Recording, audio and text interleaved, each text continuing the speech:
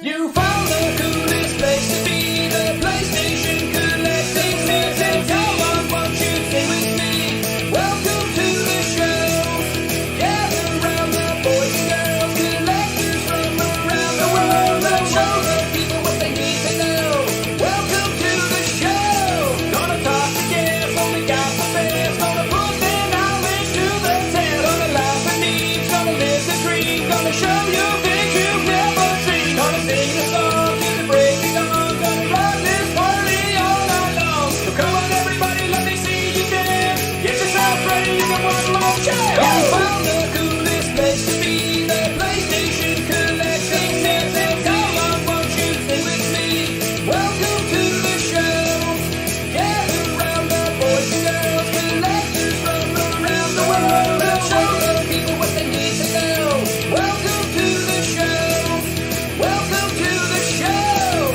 Welcome to the show. Welcome to the show.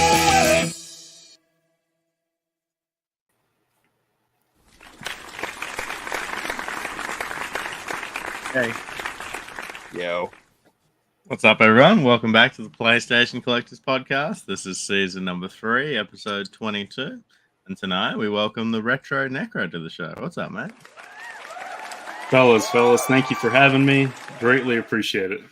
Yeah, man. Thanks for coming on. Welcome on, man. Thanks for coming on the show. And sorry to the U.S. audience. Daylight savings time is like not worldwide, so our time's super late. So Yeah, we'll nail down start time soon, change sleeping patterns and stuff. I like to keep you on your toes. I like to keep people on their toes.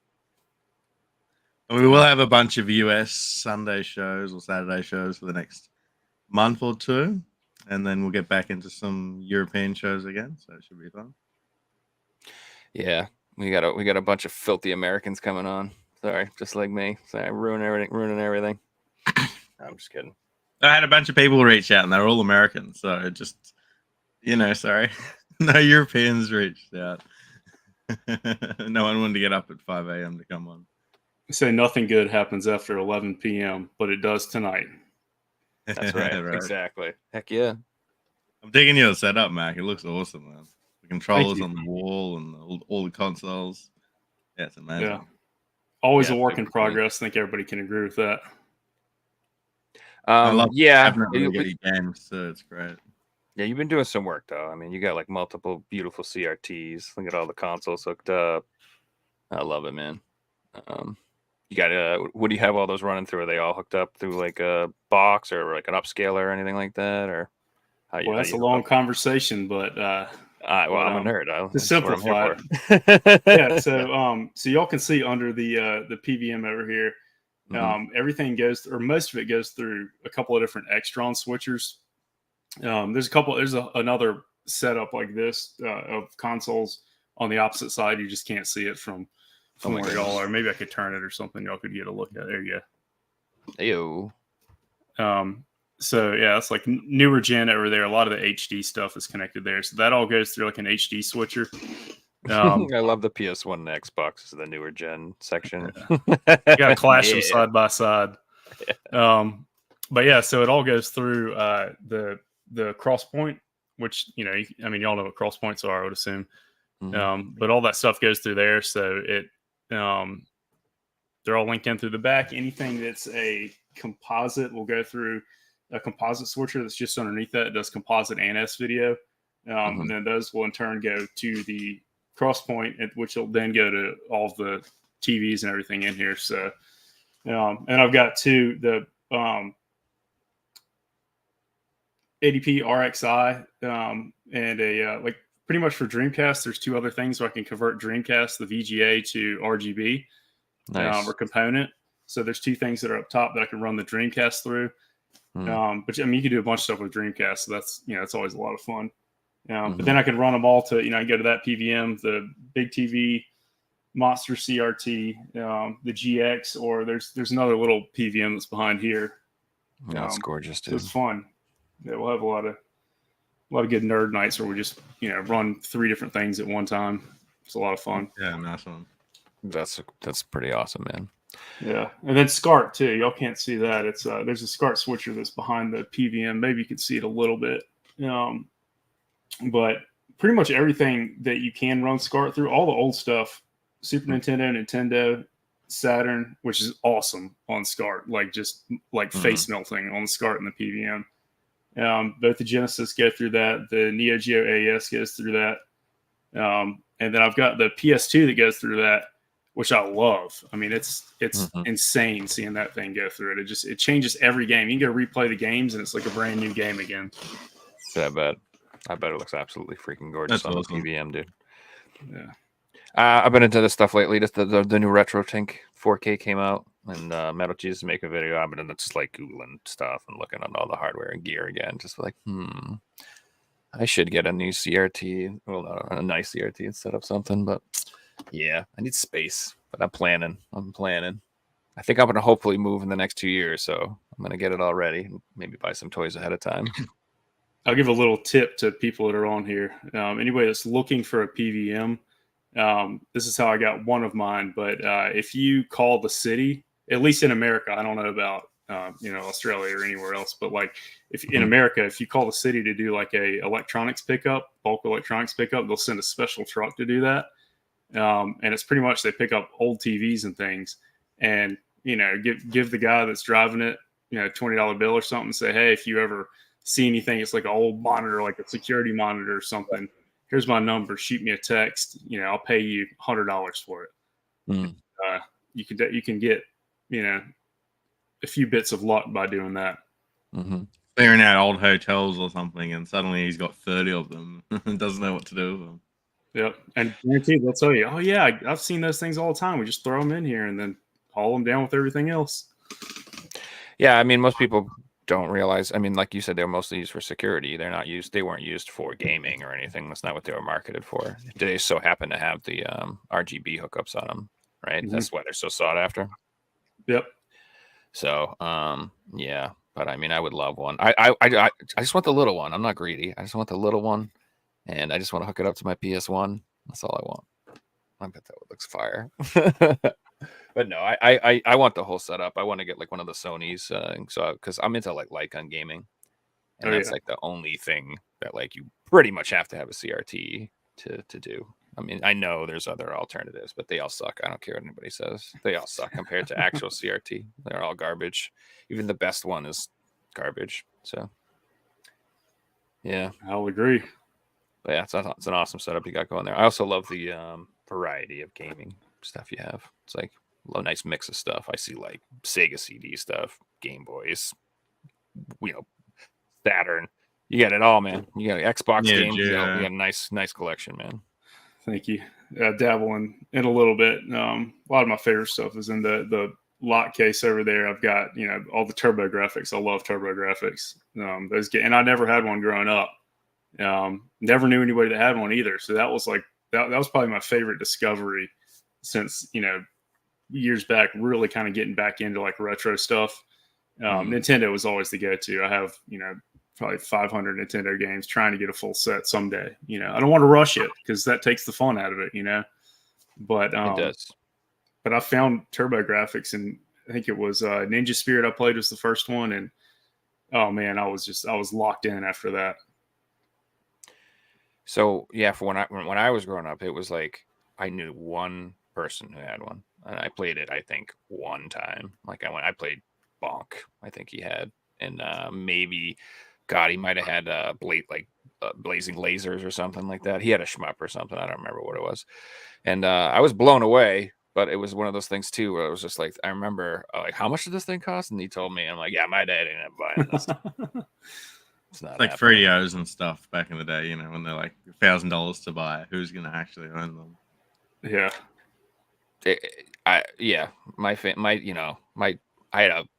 I had 5 sisters and 2 brothers. My dad had fucking bills to pay. He wasn't worrying about buying us some luxury video game console. So I was lucky to get what I did. But I remember like when we got a little older, like me and my brother pitched in and got the PS2 together. Like we were like, we're not waiting for him. Screw that. What I mean? It was like as soon as we could get our own money, we're like, we'll start taking care of this ourselves. When there's a Like, few of you, it becomes like $100 each. You know, it's actually reasonable. Yeah. And my little brother, he was a hustler, man. He used to always end up at games from other kids' houses and shit. I'm like, where are you getting all these? I'm like, do they know? I remember he brought home a nice Sega CD haul one day. We got like Popful Mail, Lunar 1, Lunar 2, like all this stuff. He's like, oh, this guy's the brother didn't want it anymore. I traded him like some, something other crap he wanted. I was like, all right, cool. Yeah. You go into your room, you might notice something missing. That's how it was back then. Everybody borrowed games and stuff, and everybody had each other's stuff, and I don't even remember. You know what I Remember mean? trading games, and then like you lend each other games. Like, oh yeah, I'll get it back off you next week, and then you steal at your mate's game like 20 years later. Oh, that happens all the time. I can't tell you how many times I've like opened a case and been like, "Where's my game?" And then I'm like going through my mind. I'm like, in 2001, I was at Steve's. What the hell? Did I give that to Tony? What the hell is that thing? It's over. And CDs too. CDs are bad too. Like that pisses me off more than anything. Like I found like some old CDs, and like those are impossible to replace. Some of them because they were like local bands that I liked back in the 90s. Like they didn't even sell these damn CDs anywhere. It's like I'm never finding this again. So that stuff bothers me. But, it is So I tried a while back when I had more time, pre kids, trying to come up with like a clever idea on Instagram. And so, you get cart games and people have their names written on them, right? And like Sharpie. So any of them that have a full name or something that might be distinguishable, I was putting up pictures of it and with the hashtag claim that cart. And in the hopes that, and I'd hashtag the name, maybe like the person with that name would see it or something, or they were like a retro collector and they might fall on it at some point, just to see if I could try to put something back with somebody that maybe gave it to somebody, sold it or something a while back and could kind of reconnect with it. I would love that if it happened to me.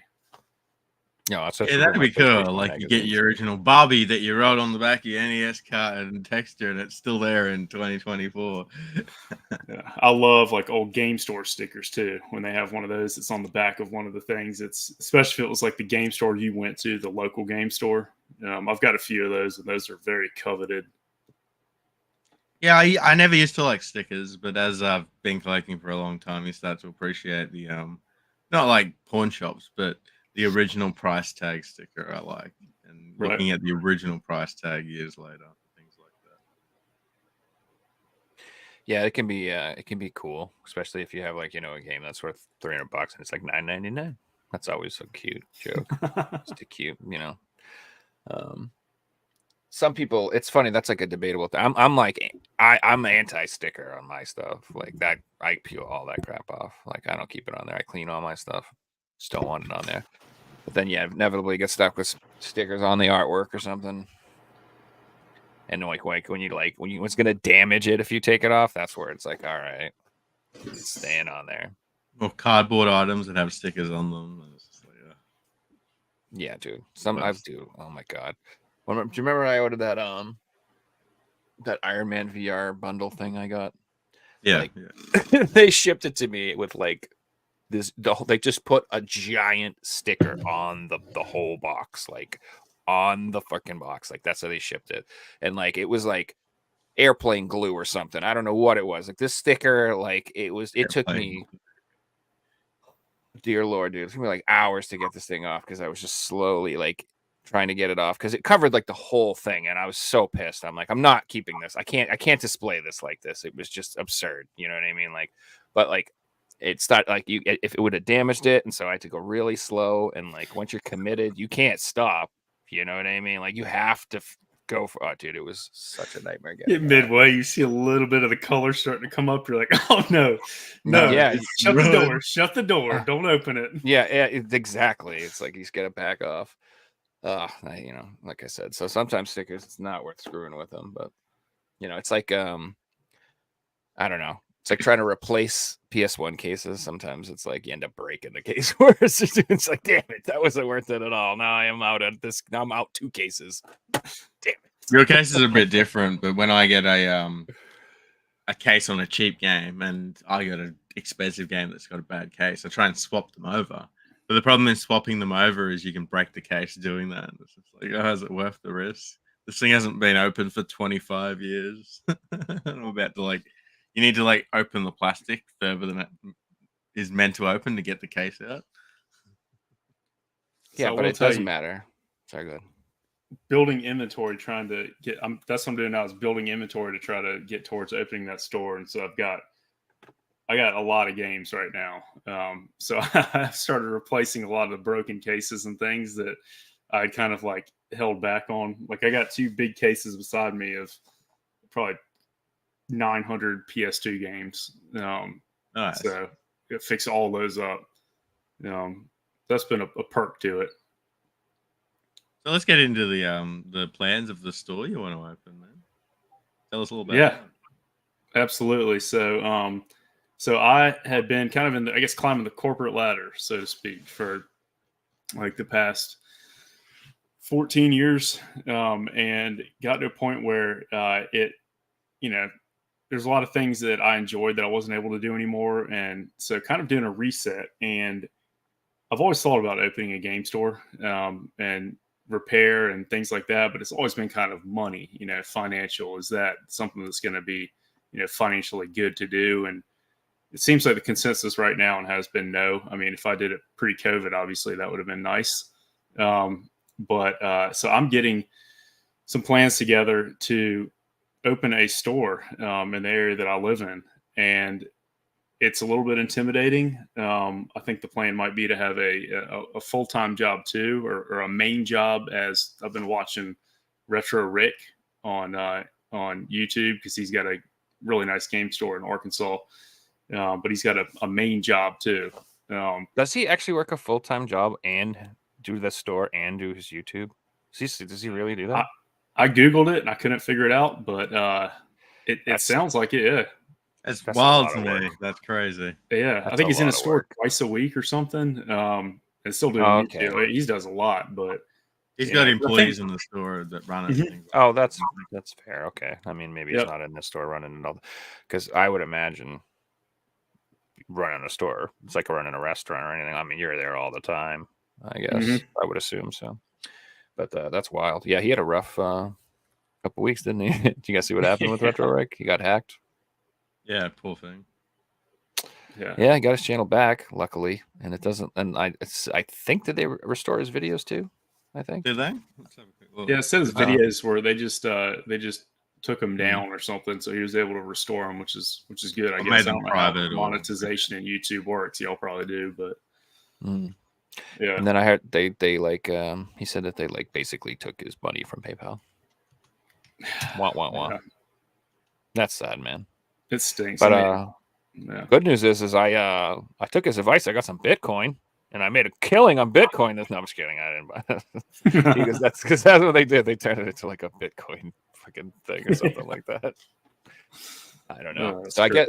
he says that basically what it is they turn on a live stream and they put a link in it, and if you click on it, other people will steal your information and you'll try to get hacked and shit. So No, I'm sure people did, because he's got 100,000 plus subs. It only takes 1 or 2 of them to do it. that's why I like to keep my That's what sub they count call right around 30. Nobody's after me.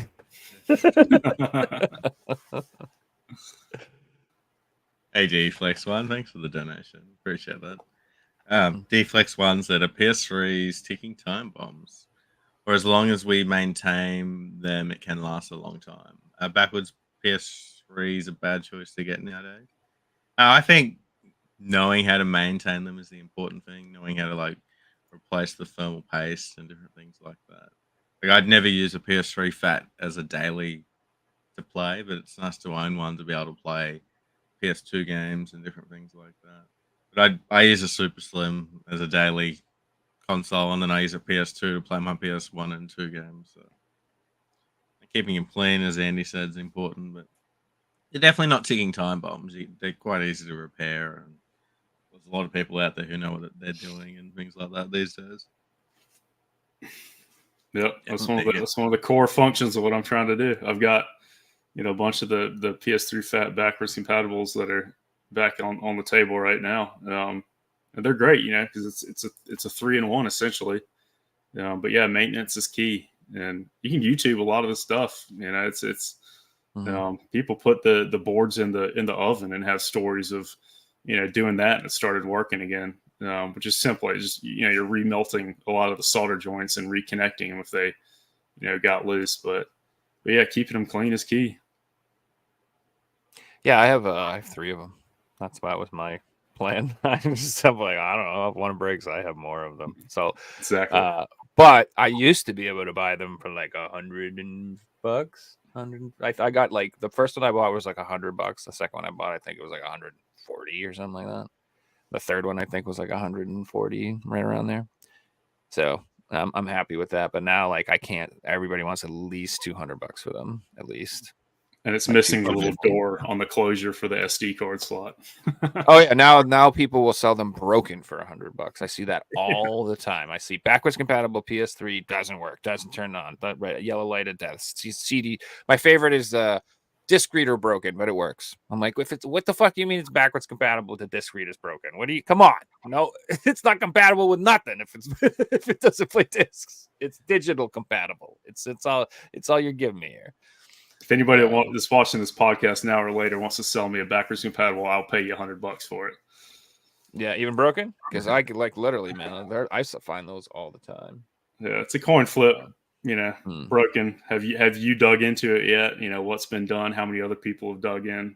But that is an interesting point. I used to work in a pawn shop, and we had like 200 consoles at one point, and we'd have a thing where we're constantly going through trying to get them all to work, and we really like tried to get them all working one day. And you pull all the PS3s out, and you're pulling out parts, putting them in other ones, and we got down to like 40 left, and ended up selling them all to Andy for like $10 each.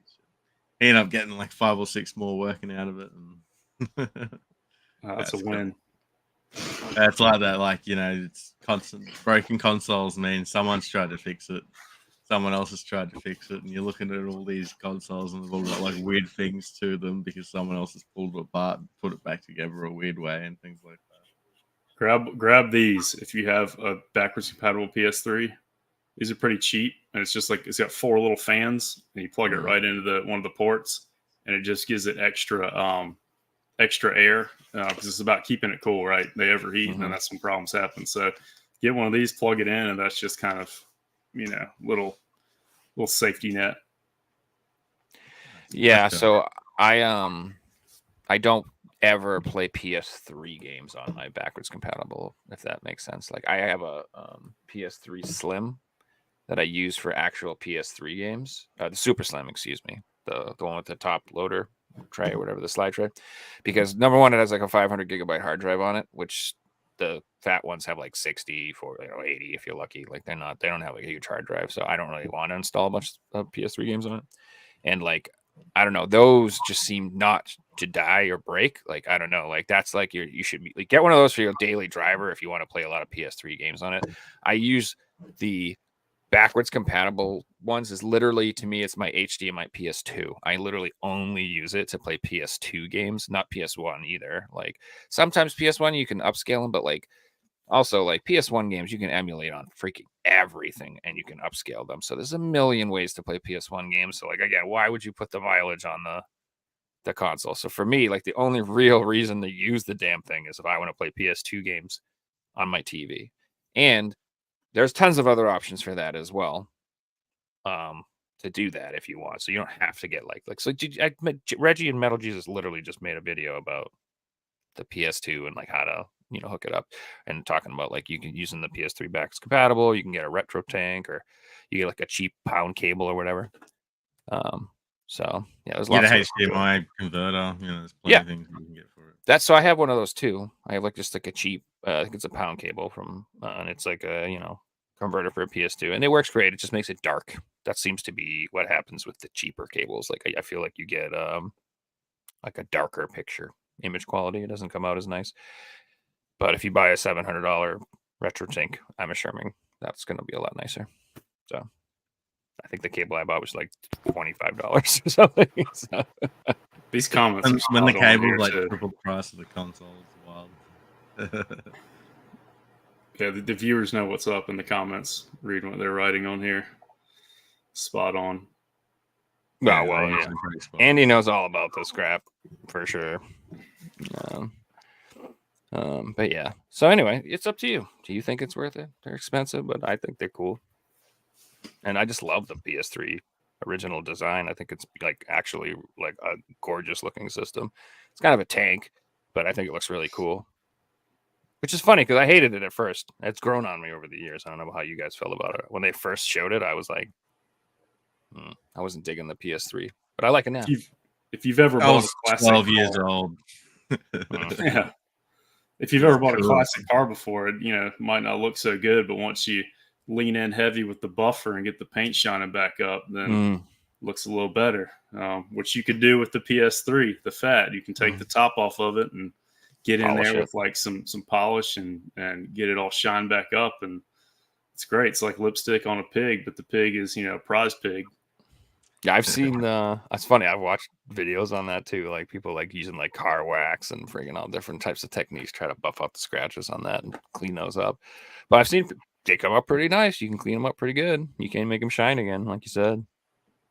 Getting the controllers looking brand new again too. Or just like good looking controllers of the console. It looks amazing. I've had a lot of fun with controllers. I've done probably 40 PS3 controllers, and so I've been opening a lot of them up. And I had one the other day. I actually brought it in here. That's like speaking of that. This is the it's not the kind of like shiny blue, but it's like more of like a matte blue. And I Yeah, got I it see on that. eBay, and the guy still has more. He like has a bulk quantity, and I'm like, this thing's gonna be fake. It was a decent price, and it looks really nice. It's a DualShock 3. And on the back, I mean, they have like the numbers that are on the back, and I think that's like what the indicator is. But I opened it up, and it was like a board I'd never seen before, and it was like a lot of plastic in there, and I just had a feeling it was, not real. And got on, and there's, of course, there's forums and all kinds of stuff that show, they document like different consoles, different controller variants, and everything. And it was like the last controller variant that they ever had for the PS3. So it is OEM, and so that's now going to be, one of my two controllers that I use for it. But yeah, it was great. It's a little bit lighter too. You can weigh them out and see the difference versus the OEM. It was like 2 grams lighter. The analog Right. sticks look really nice too. They look brand new. I live where it's hot all the time, and you find the analog sticks like melt, and like the rubber comes off them, and the plastic just basically feels like it's disappearing after a few years. It's really sticky, and yeah, it's awful. How Yeah. about games, Mac? Do you have a disc cleaner to repair discs and things like that? Yeah, but so I mean, depending on what store you've gone into, the best machines are the ones that are, like pay to play. Essentially, you rent them. So it's like a massive machine. It's like $3,000 or something, and then you can put like 50 discs in it at a time, and it just goes straight through them. But you have to put credits into it, so I think it comes out at like 30 cents a disc to resurface it. But I've got it's the same company. It's like a step down from that, which still does a decent job. And then there's one that's like $250 you can get, and I think a lot of people have it. It's like JPG or something disc. Yeah, Pro. I've got one of those. The cheap Yeah, one. I mean, it does the job, but it does. it's Yeah, fine. it leaves like a little bit of kind of like it's not like perfect gloss finish, but it'll fix a disc and make it playable again, and that's the point, right? Yeah, exactly. I've got discs that I can't fix, and then I send them to friends of the other machines, and they can fix them. But like 90% of the things I run through them, it makes it look brand new again. So. Yep. So do you do like a lot of reselling in general? Like, did you do like a lot of thrifting and stuff like that? Is that why you kind of want to open a store? Or? No, I mean this is a big life dilemma here of like, what title do you have? Are you reseller, and therefore you have a bunch of people that might immediately dislike you, or like have some. They all dislike Metal you, but then friends. also ask you for deals. Exactly. So Yeah. it goes both ways. All right. So, okay. So here's kind of, and everybody, I said I wasn't going to talk about this, but because I've got a couple things I've written down for just how can I try to be different from a lot of competition that's out there. So to answer your question, no, I wouldn't say I'm a reseller right now. I honestly, I've never sold anything I have. I've gifted some things to some friends in the past, people that are really close to me, or people that I met that were really into retro games as well. I moved out of Virginia when I lived up there in the Virginia Beach, Norfolk, Hampton area, which is awesome for thrifting. By the way, military is out there, and they go overseas, and their wives are like, "I'm going to empty all your games out while you're gone." So yeah, there's a ton of stuff over there. I got so much in my collection when I was over there; it was unreal. I got a military mate in Virginia Beach who's overseas. Yeah, right great now. game Most store of too. his stuff. Video game Well- heaven. If any of them watch this, that store. So Brock I've was over heard that there. They were great. if you're near a lot of military bases, a lot of people they come and go, they move a lot, so people will sell their stuff a lot. So it's Yep. like very common, I think, to find not just games but other types of things too. Every thrift store. I mean, you stop in a thrift store every day and you find something. It was incredible. That's cool. But There's yeah, like so 30 GameStops in Virginia Beach or something crazy. I heard. I don't even know where there was a GameStop. Honestly, I can't. I never went into one. There's just so many good game stores up there that weren't GameStop that I just never went over there. There was a couple of I was really into FIFA at the time when I was up there, so that was like what I was playing on PS4 all the time, way too much. I've quit that habit. I've gotten back because that was my backlog was stacking up. But no, I never went to any GameStops. It was always local game stores only, which was great. Find it funny that everyone comes on the show. We all have this backlog, and we're all like, "Yeah, but I play this like 2 games, so I don't know." Well, it's the same issue. It's like I have thousands of games I'm going to play, but for now, I'm just going to keep playing the same game that I play all the time. Because Yeah, but I mean, you some don't people want to go to a that play a restaurant. few, but yeah, You don't want to go to a restaurant and get a menu and open it up, and there's one thing on the menu, right? yeah, You want to be able to read the menu and pick what you want to order. So you got to have they a always full order menu. the same. They always order the same damn thing. And if it's good, you just keep getting it. You know what you're gonna get. So, like me and my girlfriend, we have this place we love to go, and it's like we've come to a conclusion that the only way we're ever going to order something else is if we go there twice in the same week or something. There's no way otherwise. Because if you go there and get anything else, we'll just sit there and be like, yeah, but I didn't get that thing, and it just doesn't feel right. And now we have to go back. So it's just I don't know. You just kind of want I do get that though. I've got a few places like that you rarely go to, but when you go there, if you don't get that one meal, it's like, oh well, that was kind of a waste. Even if the other meal's great, you gotta get that, even and if it's great, else. it's just not. It's not. It ain't right. It ain't what you were craving. It's not what you. Yeah. I don't know. It's just tough. Shit, man, I'm hungry. All right, show's over. I'm just kidding. So Did you like play Ultimate Team, Mac, on FIFA or just career mode? Yep. Yeah, I was an Ultimate Team man. guy. No. It was I a play lot. FIFA, but I don't touch it. I just do career mode and multiplayer with my friends. That's it. For anybody considering Ultimate Team, don't do it. Do not do it. Your life is going to be sucked in. It is, and that's honestly one of the things that kind of pulled me back into retro, because you could take an NES game out, which is why I love NES. TurboGrafx, same thing. Put it in, and it could take 5 minutes. It could be a 20-minute game. You might end up beating it. It takes longer, but there's a game over. Which people that are, I think, I don't know how old y'all are, but 30 years and under, there's a lot of people that don't know what game over means, right? Oh, There you go. Game over my shit. It says game mode. But yeah, so you could play it for 10 minutes, 15 minutes in the morning while you drink your coffee before you go to work or something, and have your enjoyable kind of personal time there, and then you put the game back up and you go on with your day. You don't get sucked in on something where there's 20 missions you have to do, and you don't want to miss this cave or do this or that, and so yeah. Here's your daily challenges you have to do and not have fun today.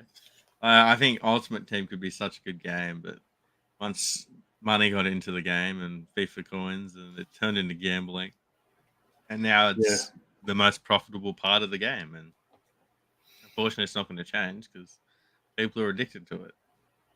It is very addicting. It's like gambling for kids. It's crazy how bad it is. A lot of countries have banned it. or Yeah. ban that part of the game and things like that. Somebody asked what the link was to this. Here's the company if somebody wants to look it up. You'll see that INSTEN. Yeah, instant. Yeah.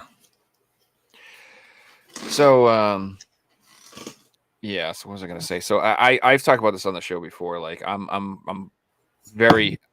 not, you play whatever you want. I don't care what people play, but I'm against like the games that like don't have an ending, like you said.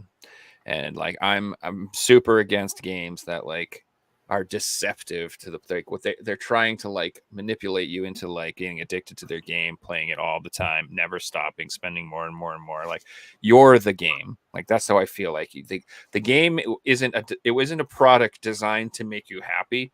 The game is a product that is designed to trick you into getting addicted to something and like into like ruining your life. Like they purposely are designing a bear trap for you that looks like an amusement park. Does that make sense? Like it's not. I don't like that at all. And like that's why I like games like you said that just have an ending and they're not full of microtransactions and there's not this never-ending treadmill of seasonal passes and daily logins and weekly rewards and this all that crap that just is like designed to keep you like mentally addicted to showing up over and over for this thing. Nintendo games, perfect example. Like you said, like you start them, you play them, you beat them, you have that sense of accomplishment, that finality, that completion, and you can move on with your life. And then back in the day, you would just hope for a sequel. That would be like that's all you would hope for, like Contra 2 or Mega Man 2, Mega Man 3, or whatever. That's how it used to work, and I like that a lot better. I like the old school model of you would just get another game in the series if it was good and it was successful. It wasn't this DLC timed exclusive crap or whatever they're gonna do to you. Like, I hate it. That's like a deterrent from my backlog too. Is looking at certain Here's one that this is a great example here. Something that I know when I start it, it's over. Like I'm going to be on this for who knows how long. But and the thing is, I got this. Is that PS5. 16? That's 16, right? Yeah. That took me about 65 hours, and I didn't. Okay, so that's not terrible. And I didn't do like everything. Like I didn't cut. There's like a board you can hunt down special monsters, and I didn't kill all of them. But yeah.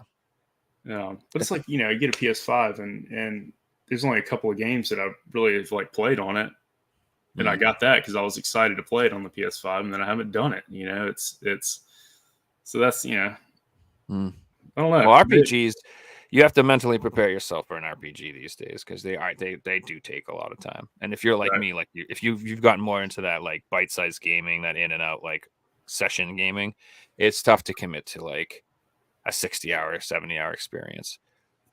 But if the story's good, the characters are good, you'll enjoy yourself. And I did enjoy that game. It is gorgeous too. God, I mean, it's just eye candy. Like literally, there were like points where I was just sitting there like, ooh, like that's pretty much how I felt playing that game. Like it was amazing. Well, the point I wanted to bring up about Final Fantasy 16 that you guys just touched on DLC is what happens when they release game of the or DLC for it, like in 12 months. Do you play it again, or do you hold off playing it the first time and wait for the DLC? It's one of these things these days that like is a really good point. Like, I want to play games day one, but not if there's DLC coming out in 12 months. I'd rather wait, pick up the Game of the Year edition. It's probably going to be cheaper. It's going to be patched. All the bugs are going to be ironed out, and I'll have that great experience from when I first play it. But then you miss out on the hype of the game, and you might get it spoiled. And if it's an online game, people mightn't be playing it. And there's all these things you got to weigh up these days. Like, well, when's the best time to play a game? That's a really good point. And there was somebody I was watching. I think it's Y2 Collector. He has like really short videos that he puts up, and he made a killer point where he said, "Here's the game to get," and it was one that had released like really late. It was like the Game of the Year edition. Wasn't worth as much as the other ones, financial standpoint. But he's like, if this system was to go offline, like at 360 online, like it's supposed to do this summer, right? He's like, if it goes offline, then you can't do the DLC from any of the other versions that you might have. But if you have this, then it's on the CD and you have it physically, so you don't need to worry about that. You've got it. And that, that kind of gave me some anxiety because I'm like, oh man, what is some of the games I might have that, like, I maybe lost a hard drive or something and need to look at this. But great point. Yeah, and that is a good point. I brought up a while back that down the line, the platinums and the greatest hits and the essentials versions of games that no one wants because, I want the black label. Well, in 20 years, the black label might just have the base version that needs a patch to play, where this version's got all the patches, it has all the DLC, it's all on the disc, plays straight away. And, we're not going to mentally think about this until the console comes up and says, you can't play this, you need this version, and everyone's buying it, and it's expensive. And no one wants these games now, but it's crazy down the line. So for me too, like DLC, like I don't want to go back to a game that I haven't played for 6 months. I don't know how you guys feel about it too, because it's like if I play a game, like sometimes, have you ever played a game like 3/4 of the way to the end, and then you kind of fall off and you go back to the game and you just don't remember what you were doing, where you were going, how to play, and like you just literally like want to start the whole game over because you either restart or you finish it. Yeah, and most of the time you restart. I most of the time restart because I'm so lost and I'm like, I'm not even gonna have fun trying to like figure this out and like get back on track. So I just start over. So like for me, that's like a huge thing with DLC. It's like I'm so like over that. I'm out of that mindset. I'm away from those characters, and I want to pay more money to go back to play like a 2 or 3 hour episode of like, because it's usually not like, I don't know, some DLCs and a good chunk of content, but a lot of it's like 4 to 5 hours, 8 hours worth of content, and I could care less. I think the first game I had a huge issue with that was Borderlands, like 2, I think, or something like that, because they just kept releasing DLC, and after a while I was like, dude, enough. I'm not doing this anymore. Like, I played the game enough. Like, I don't give a crap how many patches. Like, enough. I'm not going back and do it anymore. Screw it. Release a new game. Stop doing this. Just to counter that, Joe, I do agree with you most of the time, but right now I'm replaying Elden Ring so I can play the DLC when it comes out in May, and I'm loving it. So some games do it well, If you love the game, I get it. If you can't get enough of a game, all DLC is good. I understand that logic. Like, if it's your favorite game in the world, you don't give a shit if it comes out 1 year from now, 2 years from now, 3 years from now, but I get it. But my average game, like, I'm like, no thanks. Like, if it was my favorite game, sure. But then, like you said, I don't know. Don't you want to just wait? And then what pisses me off is they don't put it on the disc anyway now. That they don't even put it on the disc. The Elden Ring content's not on the disc. The new Cyberpunk game, it's not on the disc. They didn't put the DLC on the disc. Fucking assholes. Like, no reason to buy that stuff. I'm big on, like you said, like what's on the disc and what's not on the disc, Mac. Like, I look that up all the time. And like, perfect example, I was just talking, like, I'm looking at God Eater 2. There's like a cheap God Eater 2 for $20, and then there's a more expensive day one edition that comes with the digital download of the first game. I don't give a crap about no digital download. That might as well not exist. As far as I'm concerned, I'm thinking about longevity. I only care what's on the disc. So I just skipped the expensive version. I got the cheap one because there's no point in doing that. Another example of that is, have you guys seen the new Monster Hunter Stories release that's coming out on the Switch? What they're doing? So two is already released physically. You can buy part 2. 1 is coming out physically, and in the ESRB version, 1 is going to be on the cart, and then it comes with a digital download code for 2. And you have to buy that. Like, it's priced as like 2 games in 1. It's not like a cheaper copy. So you have to buy this new copy, and it comes with a digital download for 2. Or you could get like a Japanese copy for like $20, and all it has is the first game on the cart. And I'm definitely doing that. Why the hell would I pay more money to get a digital download code for the second game? Why?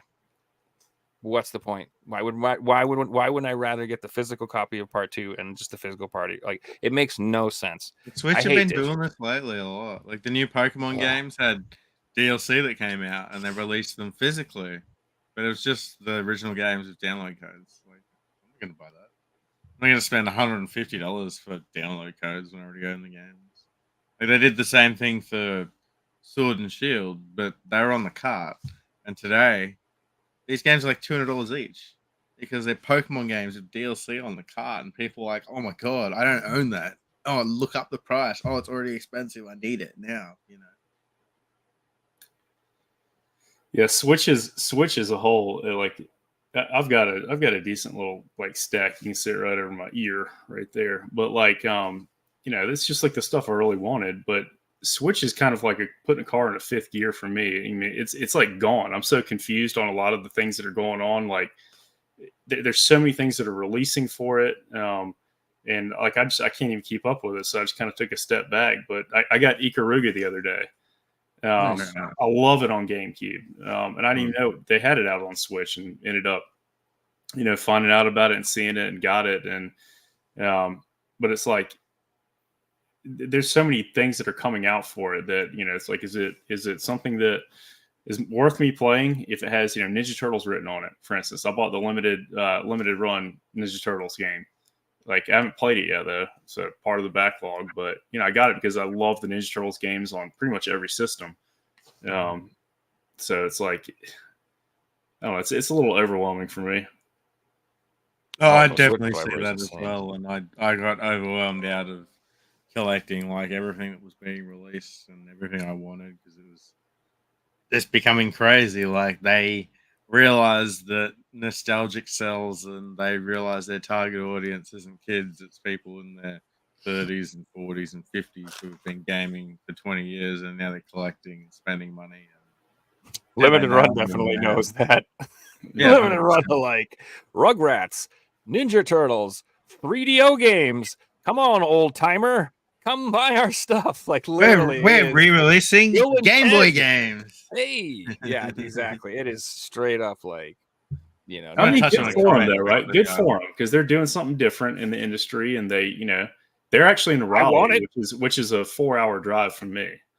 Yeah, I think their they're NC physical State store. grads that started it, but like, or Apex, I guess people consider that Raleigh. It's like a suburb, but yeah, I mean, more power to them. They're doing something different, and they're successful at it. But Oh, you know, I am a huge fan of porting old expensive games to modern consoles. Please keep doing that, especially expensive shit. Like like the old shmups. I like this generation for PS4 and the Switch for shoot 'em ups, shooters. Oh my god, heaven!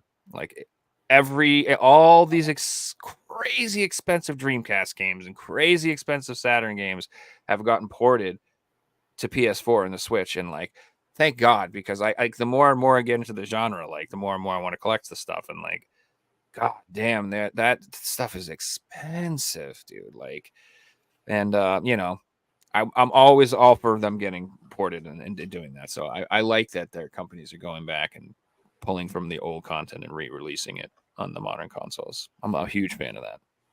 Yeah, I am as well, especially when they do like collections of multiple games and things like that. Like, look at the treatment we got for Castlevania. We got like most of the Castlevania's games of 2 collections from Limited Run.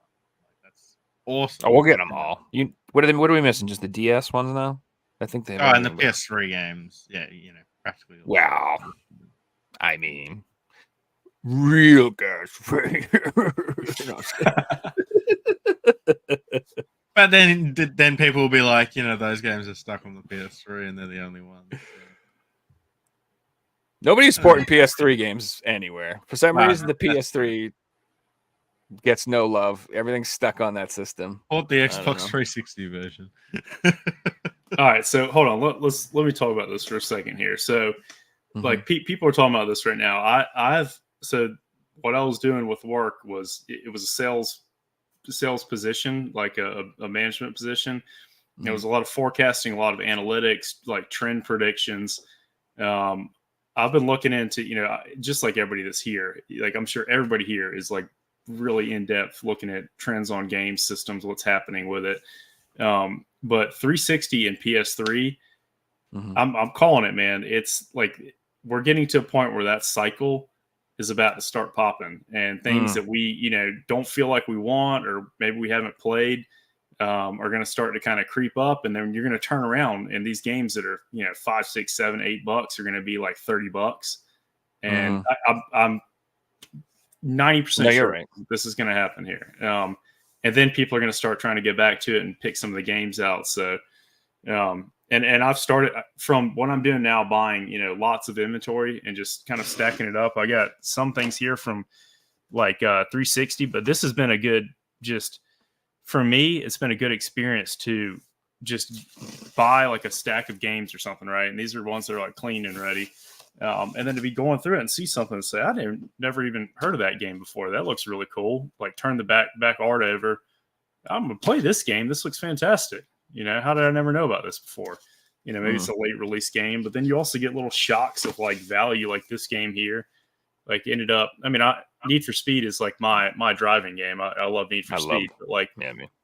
This thing was like, I think it was like $30 or $40 or something. And it's a collector's edition.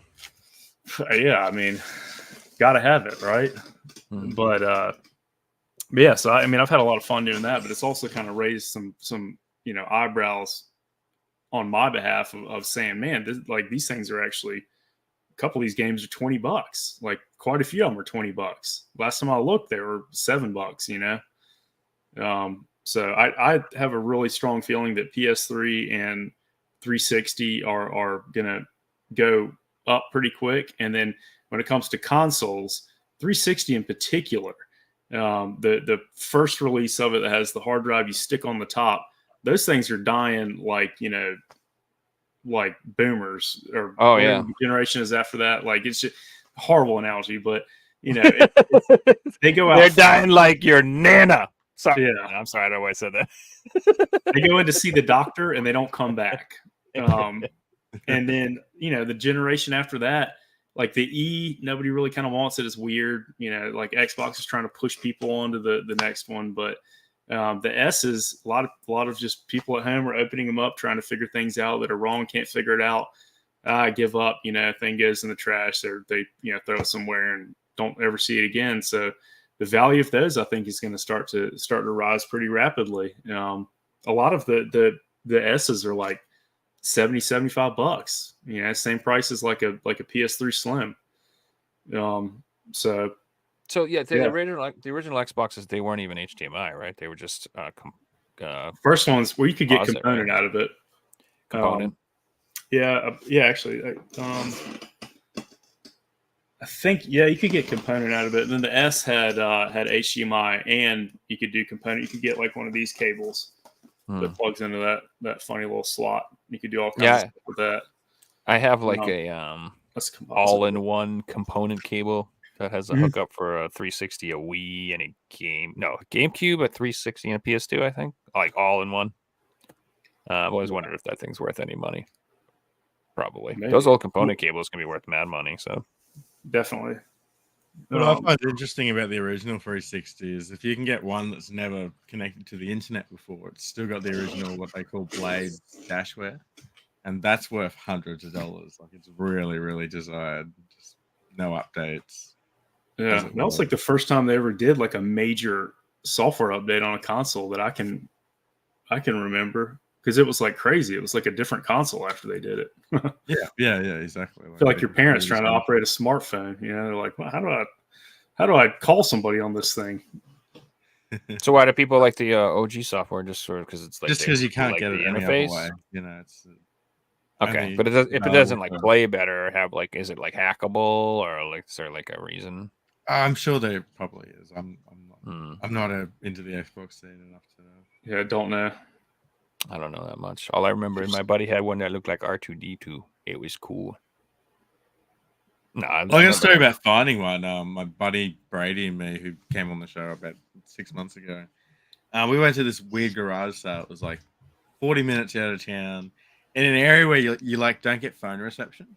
And we went in and they had a Wii and a 360, and I bought a bunch of the games, and he bought the console for $20. And it was the original like day one Xbox 360. And he's like, I hope this is Blade's. Blah, blah. I got it home. And of course it was, because you don't get internet reception out there like in the middle of the bush. So yeah, he was stoked. That's pretty cool. That's a cool find. Speaking of cool finds, and go back to PlayStation. Anytime I get PS3s, when I turn them on, if they turn on, I don't cross my fingers. There's a game inside. Like I'm not trying to sound like give me a free game. I cross my fingers that it hasn't been wiped and that somebody downloaded the arcade X-Men game and that it's on there and I can get on there and play it. If that ever happens, that will be the absolute most treasured thing in my entire collection, because I think they had that available for a while on the store, and then they took it off of the store. And so I haven't found one yet, but I've heard it's like a unicorn to me, like a mythological. There's a few beast. titles like that. If you can find The Simpsons Arcade, that's another one that got pulled off the store. Another one that's not so desired anymore because Limited Run Games reprinted it, but it was Scott Pilgrim, the video game. I think that was another one that was only on the PS3, and then they got pulled from the store, and it was like the white unicorn. And then it got the physical, and now everyone's got it in their collection, so it's pretty cool. So Limited on the comments wrote that X-Men Arcade's on the Xbox 360, and they have it. I didn't know that. Oh, nice. Limited Run put out the polls on Twitter every once in a while, and they're like, "What old game would you love us to see us release?" And I always say X-Men Arcade. I'm like, hello, please, hello, can you please, like, you gave us 55 Ninja Turtles games, can we just get the next one? and give me that and the Alien Predator beat them up on what combo? Give me those two. I don't even know if it's the same company, but give me both of them on the same disc. I don't care. Dude, when I was a kid, I used to spend a reasons why we stock haven't full done of it. quarters on that X-Men Arcade game at a time and Yeah. still not beat it. Yeah, that was like me and my brother were obsessed with that game. Fight over who gets everyone will fight over who gets to be Wolverine. But I used to always let him pick Wolverine, so I would be Colossus. I would always be Good man. Colossus. Yeah. Good man. Dude, that game was so good. I had like 2 screens, right? For some reason, in my mind, I think I'm imagining 5, but I think it's like I think 2, some right? of them were 3. So I thought Yeah. I thought there were 3 too, but then I've seen people say no, it was only 2, and I'm like confused because I thought it was a 3-screen machine too, and I thought it had like 5, 6 players you could do. I think there's different versions of it. I don't know a ton about like arcade stuff. I know a little bit about like Neo Geo cabinets, and you can have like different slots and everything in it. There's like a 1 slot, 3 slot, like 6. If you get a 6 slot, that's the best one. But I remember maybe it was 2. I feel like there was 3 though, or it could have been somebody that kind of made one of those nowadays, one of the retro arcades or something. Let's just say 3, and if we're wrong, someone will yell at us in the comments. Yeah. Sure. That'll be like the first thing. So what's that say? If you ever want to get the answer on the internet to a question, just say something wrong and someone will correct you. You don't have to ask the question. You don't want to ask the question because nobody will answer you. But you just say, this is how you fix it, and just say something that's wrong. Someone will be like, no, it isn't. This is how you fix it. You're like, thank you. That's how you do it. That's exactly what I wanted. And then argue about, you didn't answer this part, so argue about that part. And then for step 2, do I do it this way? No. This is how you do it. Man, people are crazy in comment sections. My number one thing I find weird about comment sections, especially on YouTube, is like somebody will make a video about like cooking eggs, and there'll be someone in the comment and be like, I just want you to know your videos kept me through the dark times, man. And I just want you to know how you're out there, you're changing lives, and I love you so much. Thank you. And it was like, what do you feel if you're the person making the video and you're like, oh, yeah, thank you. Great. I'm just making eggs. What the fuck's wrong with you? Like, I don't know. It's so weird, man. These people put these like crazy comments in there. I'm like, you need a therapist, not a fucking YouTube comment. Like, go see somebody. Sorry. I've been getting some weird ones lately, and I just reply. Do you know what I'm Thanks talking for about? watching the video. Yeah. Just you'll see it now. Just read comment sections and you'll see it. You'll always see these comments. These people like, so when you know I've been going through it right now, man. And this, I love you and your channel. And I'm like, it's like, fucking, I put my dog in a cute hat. Okay. The comments I get are more on what you first brought up in, like, it'll be a video from 2007 and something I said, and like, times changed and it doesn't mean what I said anymore, and they've like corrected me on it. It's like, well, Yeah, because the video is 7 years old. Yeah, or you're like speculating, like I think this might be rare, and it got reprinted or something. You're like, yeah, Yeah, exactly. It's like, yeah, okay. So I say, when you remember how you were saying that you think the 360 and the PS3 are kind of going to hit their stride. Like I think people like Figsy, you're going to see some increases in your views for a lot of those old collection videos because there'll be a lot of people getting into it and they'll be looking Well, for that's interesting. resources. Some of them are doing quite well, like old videos getting 100 views a day and things like that. Mm-hmm.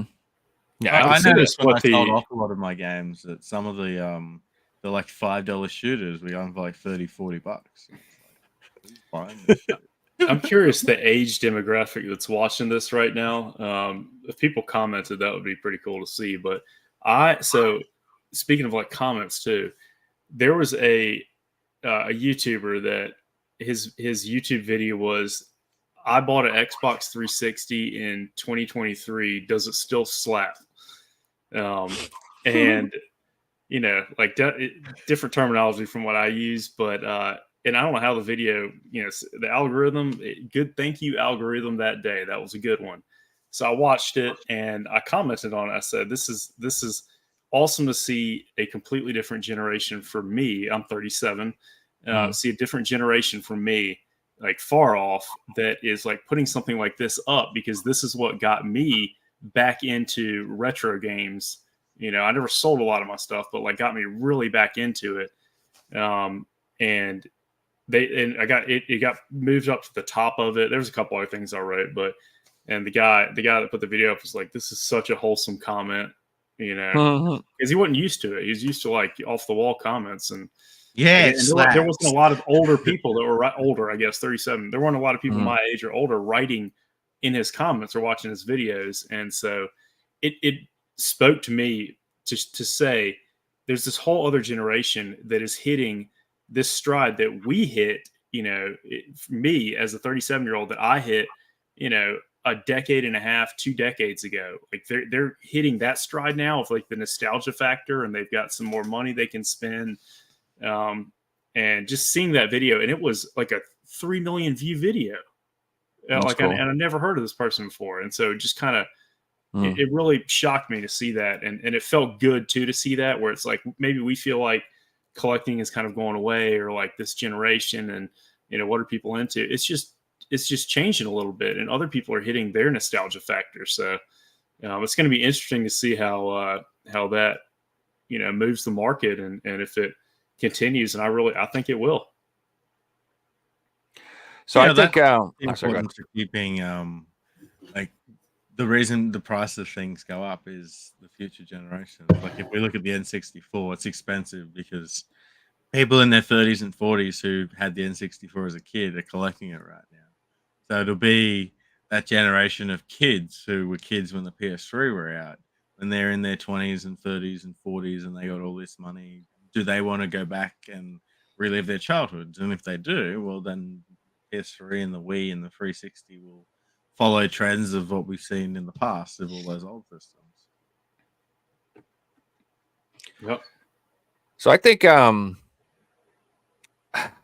we were so lucky, dude. I think we lived, obviously, I mean, I'm biased, but like we got to live some like the best time for gaming ever, dude, where it was just off the wall, crazy, no rules, just pure nuts, fun stuff. And like nowadays, like, I don't know, man, I feel like kids aren't allowed to have fun. So I could see a lot of kids going back and like experiencing some of these older like TV shows and like especially and like games and stuff, and just being like, man, these people were allowed to have fun back then. This is way better. I don't know. I just could see it being more appealing, like in a way that, like, I don't know, like, I don't know. When I was a kid, for me, I guess it was like people romanticized like the hippie generation, Woodstock, being able to do that sort of stuff and like be free and like, you know, do all that crap. And I guess like for, you know, these kids, they're going to be like, they were allowed to use bad words. Oh my God, they were allowed to do this and say stupid crap and make dirty jokes and make dumb stuff. You know what I mean? Like none of that stuff's allowed anymore. You can't have. You say stupid things on the internet and not get in trouble for it. Oh, they'll never know what it's like to be in an AOL chat room or a Modern Warfare lobby back in the day. Like, you know, I'm just saying, it's not going to be the same. You know, nowadays, like you get banned if you're misbehave. Microsoft will find you and shut you off.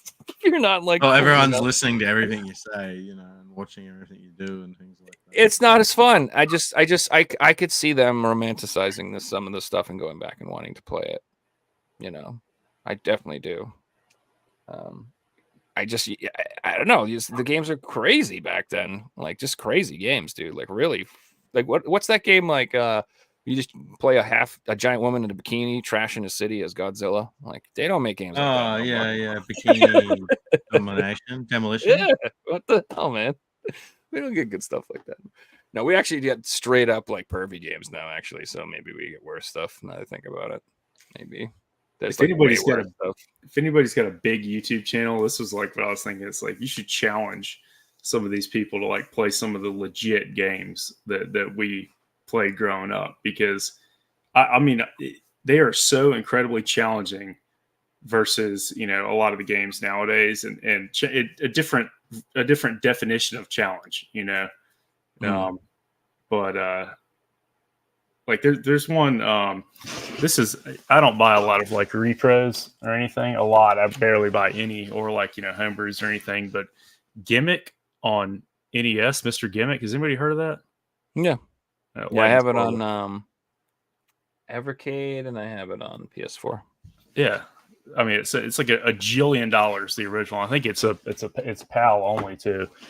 Yeah, Figsy might know that, but man, it's a really fun game, and it's a really hard game. And I've had friends that have come over that have played it, and they're like, dude, this game's incredible. But yeah. Yeah, it's supposed to be like one of the best NES games, but like you said, it only got a PAL release, so it's insanely expensive to get an actual cart for it. So yeah, there's nothing wrong with repros, dude. There's nothing wrong with that. Like if you want to play Earthbound, you can play it in a repro. You don't have to spend hundreds and hundreds and hundreds and hundreds of dollars. I get into the whole secondary market, and it's like feeling for other people. It's like, well, what if somebody was to buy that? I heard a story about somebody that bought there was somebody that was really looking for a retro game for Christmas. Like it was something they'd been wanting for a long time, and like their parents had saved up and bought it for them. It was like a heavy hitter, and they ended up opening it on Christmas morning, and they were like, immediately, being a retro collector, like me, I open a Sega Saturn case and I can smell if it's fake or not. Mm-hmm. Like we're in that PS3 games, yeah. Mm-hmm. So like he opens it and it's Christmas morning. He like immediately knows it's not real. Like something's off on it, and didn't really have the heart to tell his parents about it. But like that kind of stuff to me, it's like Mm-hmm. I get it should say clearly like, labeled on the label, on the card itself. Like the actual plastic shells should say repro, not the labels. Like if you order them, they should say that. It should be very clearly marked. Yeah. But like 3DO boxes, there's a guy that lives one town over from me, who is his Instagram's like Panasonic 3DO, and he's got every single version of it, like all kinds of stuff, and he's able to make like he's like perfected boxes now where he can reprint 3DO, like the long boxes. He can actually reprint them, and they are virtually like indifferential from like the originals. It's pretty insane, and it scares me at the same time, with like prices of some of these things, and that's Neo Geo stuff too, man. Neo Geo. Oh my god! What if you were to spend $9,000? Look 100% legitimate, then you have to be concerned. And if they're selling a game for $10,000 or a $20,000 game, like is this game being ripped off? And when it comes down to being like collecting this stuff, you don't just look at the outside. You got to pull the carts open and look at the boards, and you have to know the inside and outside of your game before you buy it. Like, do your research. Dude, if I was buying a game for $25,000, I'd be like, I do like the mafia thing where I'd be like, we must exchange our eldest sons for 6 years, and if as long as the peace stays, they will survive. That's the only way. There's no other way I'd be doing. I couldn't, dude. I wish I was in a position to buy a game for $30,000. I'd be doing pretty good. Let's just hope I have that problem someday. But if you were $30,000, probably wouldn't be much to you, No, that's what I'm saying. If I was ever considering spending that much money in a video game, my life would be freaking sweet. Let's put it that way. So whatever. Well, I Joe, guess what you just brought up. I'd have to go back to my yacht and cry on my supermodel girlfriend's boobs and just be like, "Oh, I ripped off, honey. Oh well, let's do coke and fly around the gun." No, I'm just kidding. That's not as prevalent in the video game collecting scene, but in the card collecting scene, to avoid getting ripped off and buying fakes, people just buy graded cards because they know it's already gone through a grading company and it's 100% legit, and that can't be faked. So, maybe we'll see in the future that, oh, I've got this really expensive game for sale. Well, can you get it graded and then I'll buy it off you, because that way I know it's legitimate. I don't trust anybody to authenticate a game except for me. I got to see it before it's authenticated. Don't care what the company is. I think a lot of people will probably appreciate that. Like, I don't know. I just haven't bought into it, man. I wouldn't pay extra, so that's the problem. Like, I don't. People getting things graded to me, like, that's just a fancy, nice case you put on it. That's all it means to me. The numbers and the stuff, I like. To me, it doesn't have the weight to that it does to other people. But again, and that's not really my scene. So, but like I've seen, like I've been collecting PlayStation magazines, and like I saw I saw a graded copy one that was like selling cheaper than like regular copies. I was like, what the hell? Why is that? I was like, I guess I could buy that, but I'm like, I don't want it. Why would I want one issue in this case graded randomly? Now I have that one issue. Now I feel like I got to grade all these damn things, and I don't want to do that. So it's like, nah, I don't know. Turner D. Century wrote, "Didn't Wada grade a fake game?" I haven't heard about that, but that They did. It was like Castlevania or Rondo of Blood from Japan or something like that. Some shit like I think there was a reason behind it, and they did include it on the back that it was a custom made, one of a kind, blah blah blah. Yeah, because it wasn't on the front, the photo went viral, and people on the internet quickly started talking. Yes, it was like, I think they said it was like a graded repro, and they knew it was a repro or something, but they still graded it because it's still worth money. They put information on the back of the cases too, not the front, like VGA do. So it can be oh, they've graded it, and here it is.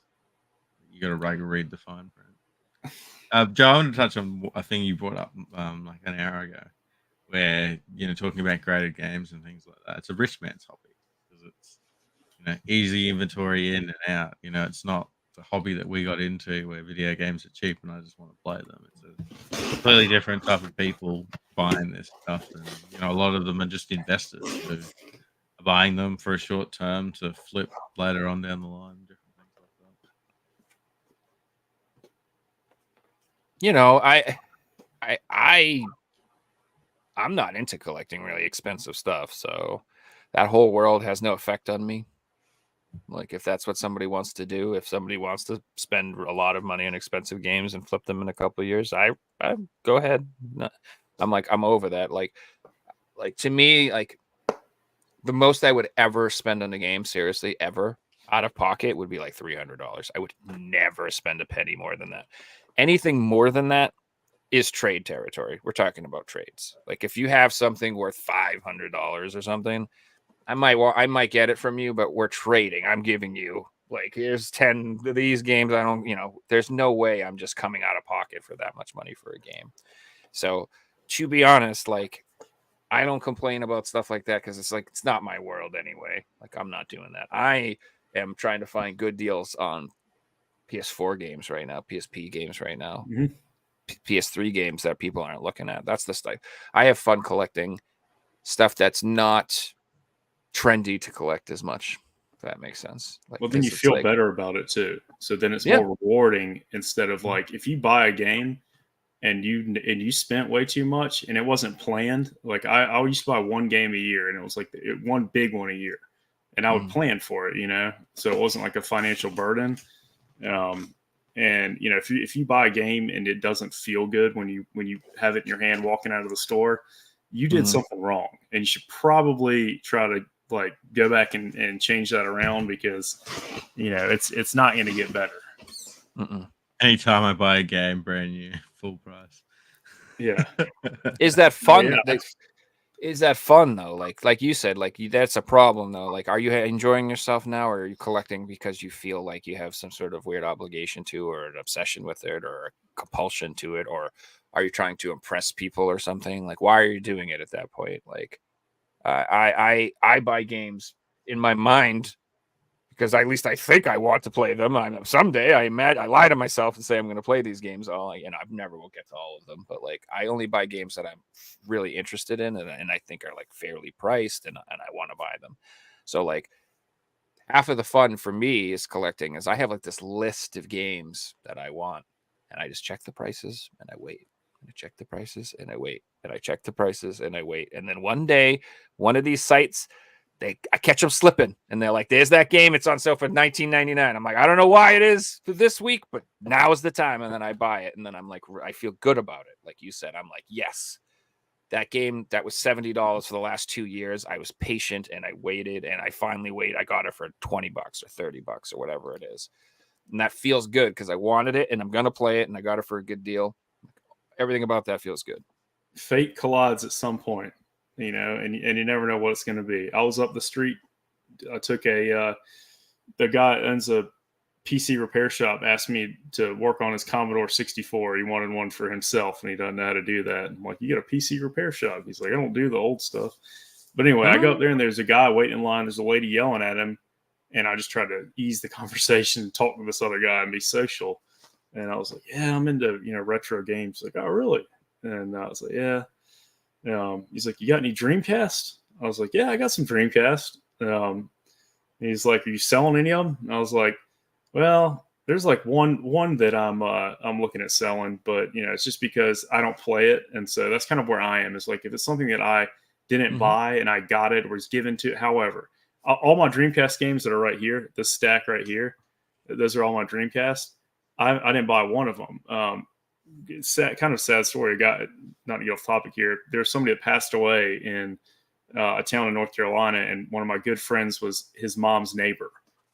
And she was like, he's got a bunch of video games, and I want somebody to have them that appreciates old games. And I'm like, I'm your guy.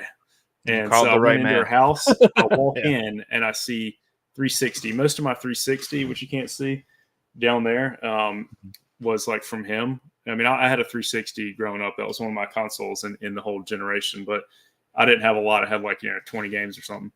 And so I saw 360. I'm like, it's, 360 and Xbox. Okay. It's great. Like, I'll take them and I'll appreciate it for sure. And if I don't, I'll find somebody and I'll give it to them. That's a collector or gamer, that will appreciate it. Well, then she's like, I got some more over here. I go in the next room, box of Dreamcast, like 75 games. And then a stack of TurboGrafx CD this big. Oh goodness!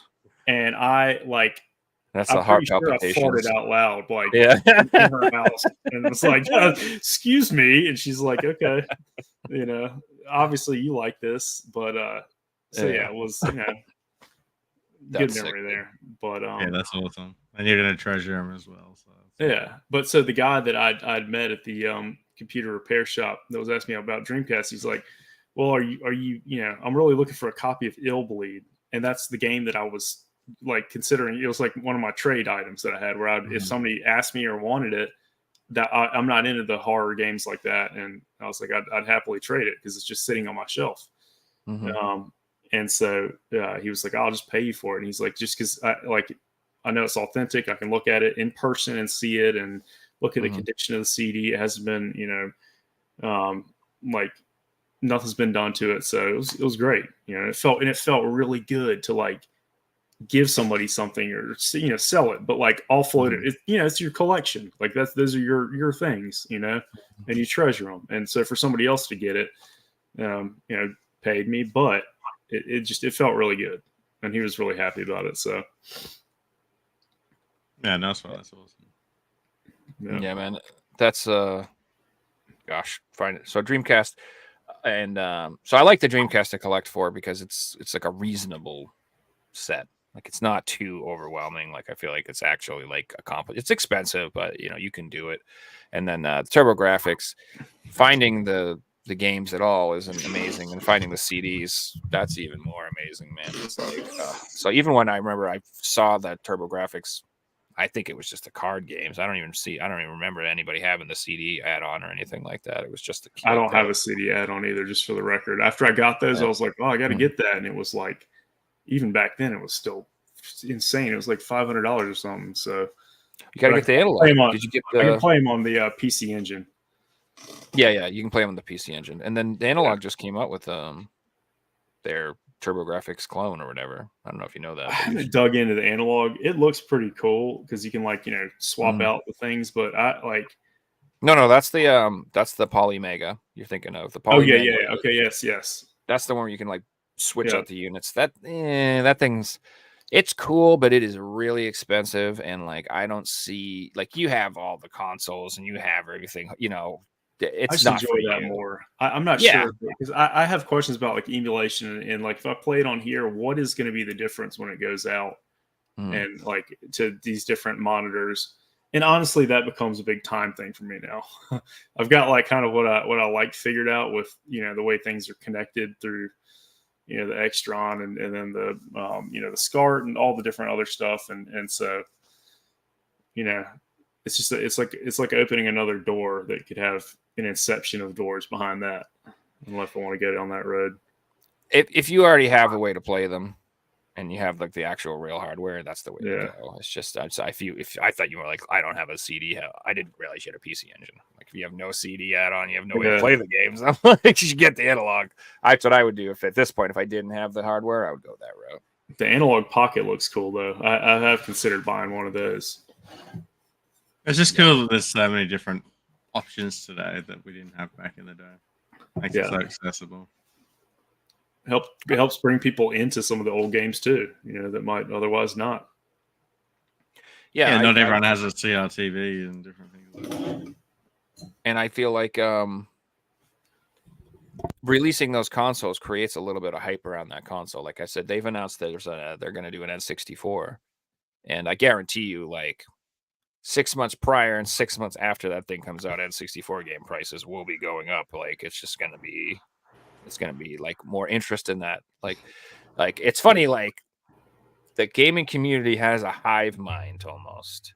Like I feel like everybody gets interested in like the same shit, like at the same time and it's all like one guy makes a video about it and then other people get a video and it kind of like, and somebody else talks about it and then somebody else picks up the game and now 3 people are showing off the game and now everybody's like wants it or like, or like that always happens with like a new game comes out in a franchise. All of a sudden the old games are becoming more valuable. It's like, it's weird how that always works. Like the Alien Resurrection game when that video came out. Yeah, and all of a sudden everybody wanted it. Exactly. That's exactly me. We have a hive mind where like all of a sudden everybody wants like the same thing at the same time. And it's so weird how that happens because I don't think it's planned per se. It's not like we all get together as nerds and we're like, I think that's got to do with FOMO. That's what we're gonna do. Definitely. Oh, I don't want to miss out. I need to get it right away. But the better thing is to write it down on a piece of paper and just wait.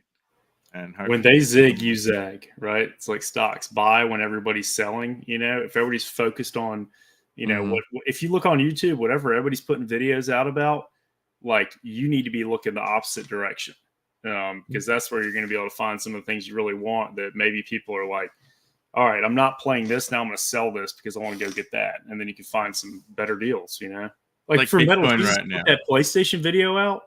That was cool, and having Reggie on there, that was really, really cool. That was one of my favorite videos I've seen in a while, just because it was like Reggie was back on there, and it kind of felt like there's like some old days to it. Yeah, it felt like the old days. That's what I liked about that video too. But when I saw that, I'm like, I knew that was gonna. I kind of deep down knew that was gonna happen because I was like, PlayStation 3, I feel like is gaining some momentum, and I bet people are gonna start hopping on it, and then the bigger YouTubers are going to get on it, and then bam, there you go. So I'm noticing right now on Twitter that all the crypto promoters are back and they're paying to have their posts on ads and stuff. And the price of Bitcoin's high right now, so of course. And as soon as Bitcoin dies again, that'll just completely disappear. It's just like all things. Oh God, does that mean video cards are going to be ridiculous again? Do I need to get one now? Are we going to have one of those things too? Oh, dude, that's some bullshit. I'm like, Nvidia is like the fourth most expensive company in the world. yeah. Crazy. I saw a funny meme. It was like the world economy, and it was being carried by Nvidia, basically. Because like we run off Nvidia. Think of how many businesses, everything. I mean, the world does run off of them. So Yeah, pretty much. It's like it goes gold, and then I think it was Apple, an oil company, and then it's Nvidia. It's crazy. In terms of like total market cap. do we have a quiz this week? We do. All right, we're like way far into the show. We should do that sometime. Oh, Reggie's on the show too. He just commented. Yo, for the Game On Expo. What's That's up? awesome. Love him. How's it going, Reggie? All right, guys, let's get into it. We got the Reggie's Fixie dropping quiz. fire videos this week. He's got that one. He put up his Reggie's at this year's expo, and he just released a video for last year's expo. And the backlog is real and for YouTube. Yeah.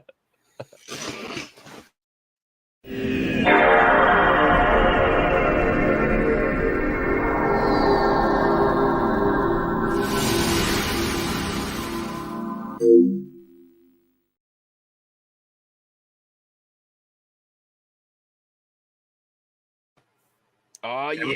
Before I start asking you guys some questions, I asked a question to chat on Friday and no one got it right. So guess what? You guys have got the same question from last week.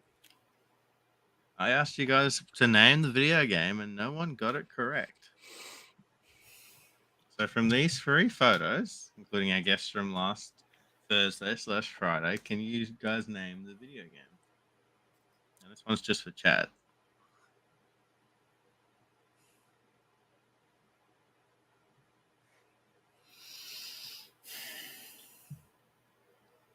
I know what it is.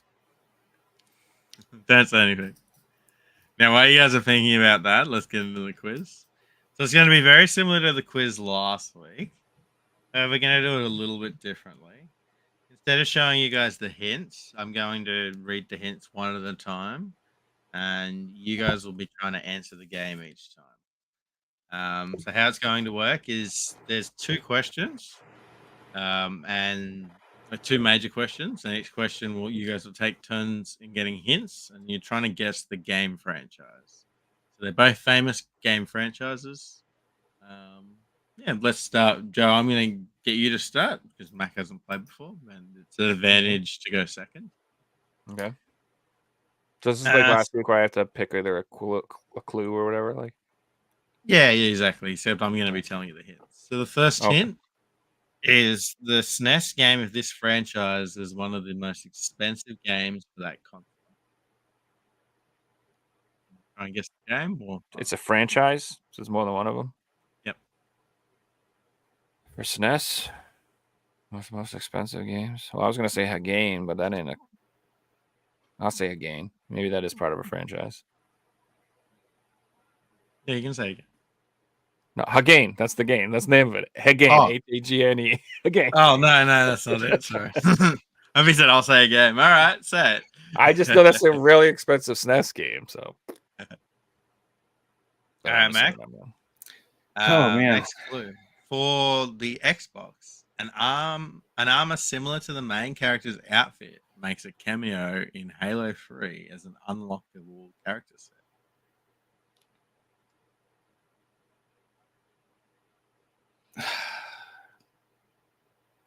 I'm not gonna be able to get it. Halo 3, man, 1 and 2 were like prime for me. 3 was like the phase out.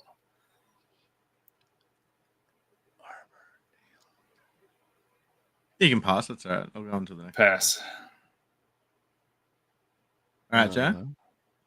For the Nintendo DS, this game is played in a directional top-down view with 3D graphics, and the player needs to hold the DS sideways to play. Now, I've got a photo of it. This is how you play this game on the DS. All these questions are the same franchise.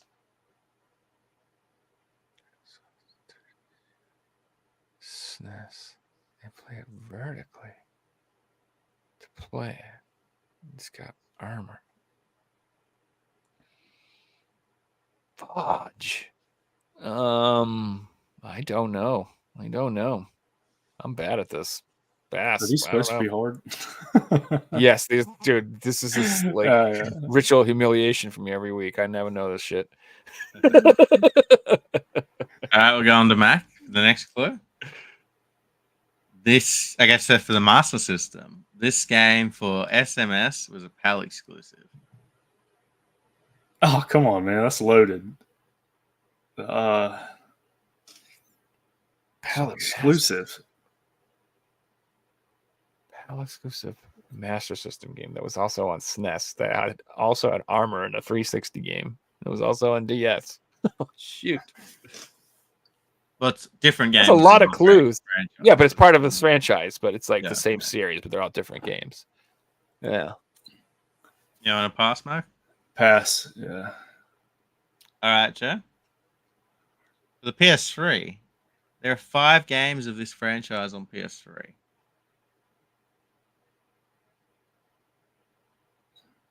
What the fuck? 5 of them?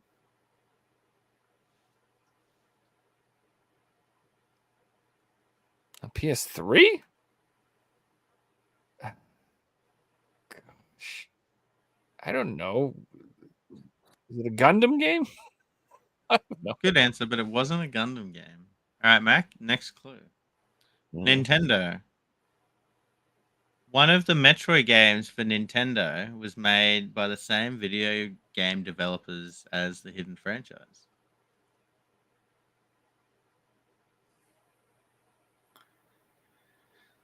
Oh, man.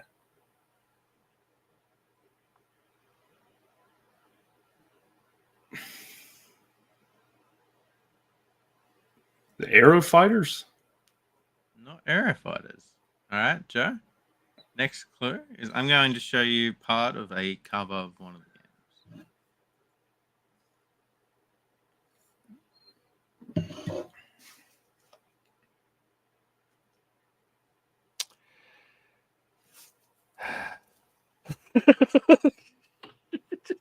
No, it's that guy, black guy. I don't know his name, man. I don't know who that is.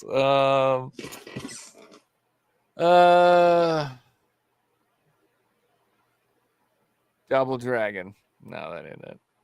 Not Double No, Dragon. wait, because it's not Double Dragon. That came out in the U.S. and it's on Master System. I don't know. I'm just saying words. Is there strikes? Am I gonna get lose? Should I stop guessing? No, it just keeps going. Just Okay, over to good. Mac now. Next right. clue, Mac. The first game in the franchise in the PAL region had a different title to the US title.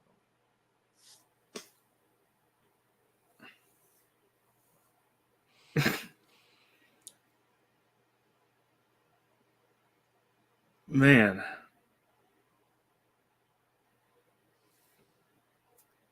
One of the most expensive on the Super Nintendo. It's just tough, man. This is tough. There wasn't a Shinobi, was it? On the No, Not that's Shinobi. All right, guys, I've run out of clues. However, we do have one final clue, which I'll reveal to both of you at the same time. And then first person to get the franchise gets the point. So the final clue is the last completion of games is known as the Master Collection.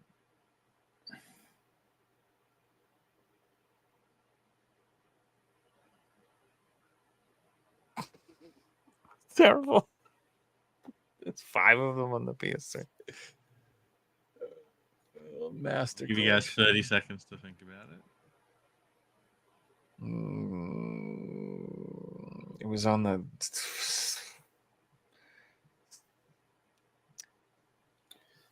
I don't. No one's gotten the chat question either. I legitimately. It's got to be a shooter. It was on the Sega Master System in PAL and the SNES. Fantasy Zone. Not Fantasy Zone. All right, guys. Mac, you want to have a last shot at it? Man. No. I got no clue. So this franchise we were after was Ninja Gaiden. So we had the one Metroid game that was done by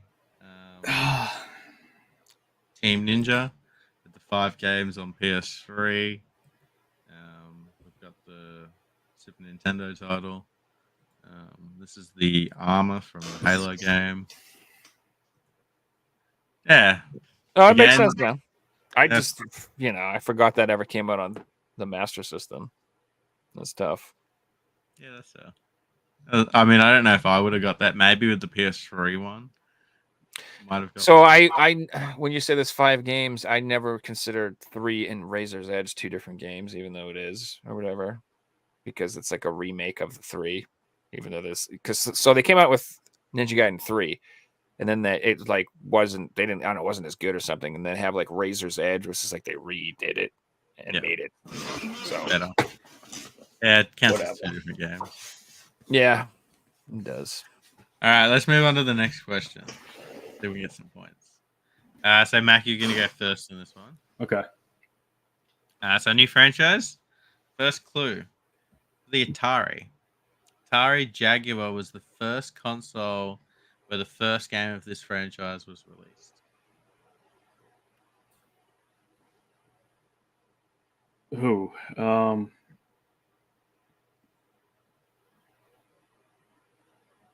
I don't know. I mean, I could guess with no penalty, though, right?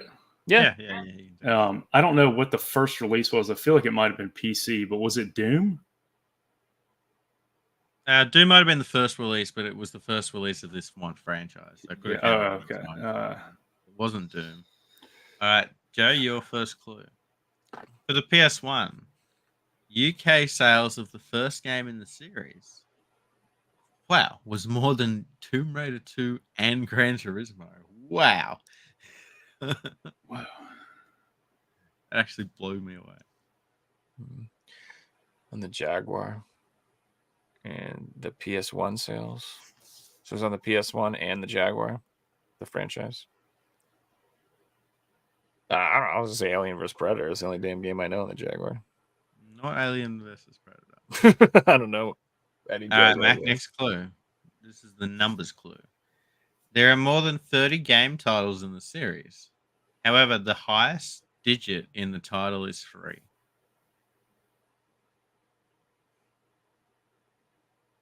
Pass. All right, Joe, next clue.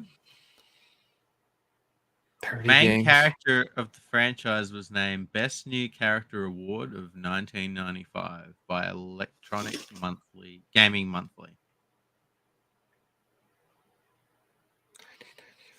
30 games. The Jaguar. The first game was on the Jaguar.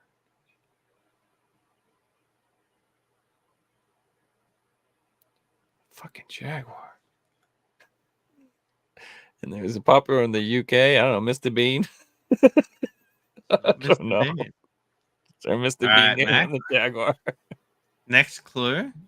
This is a PS4 clue. The last game of this franchise for PS4 was released in 2014.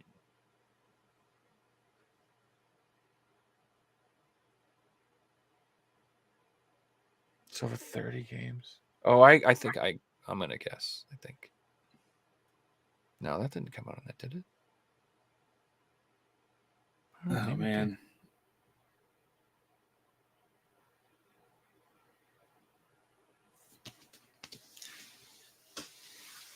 Pass. All right, Joe. Mhm. Europeans M's title was changed to other in the US because M might be mistaken for the ESRB rating of mature instead of multiplayer.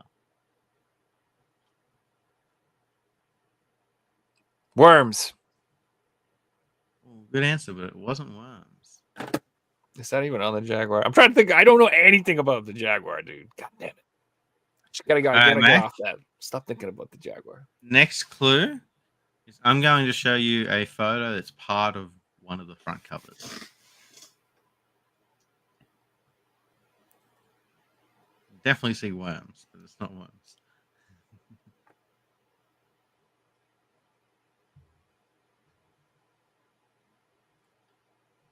Hmm.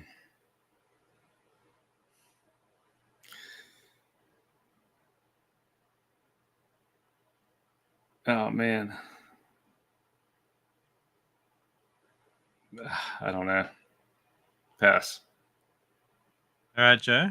I'm going to show you a poster from one of their advertisement posters of a few things removed.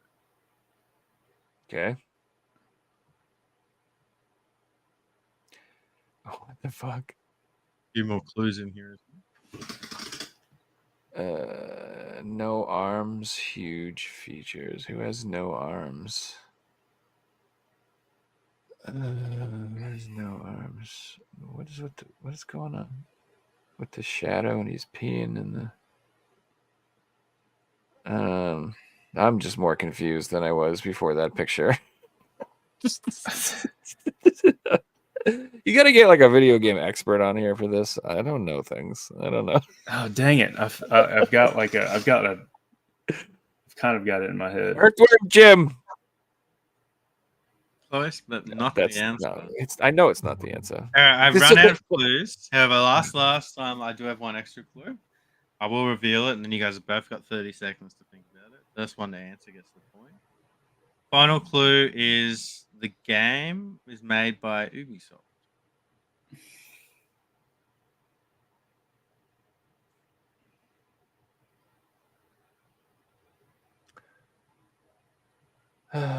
Who has no arms? Pac-Man.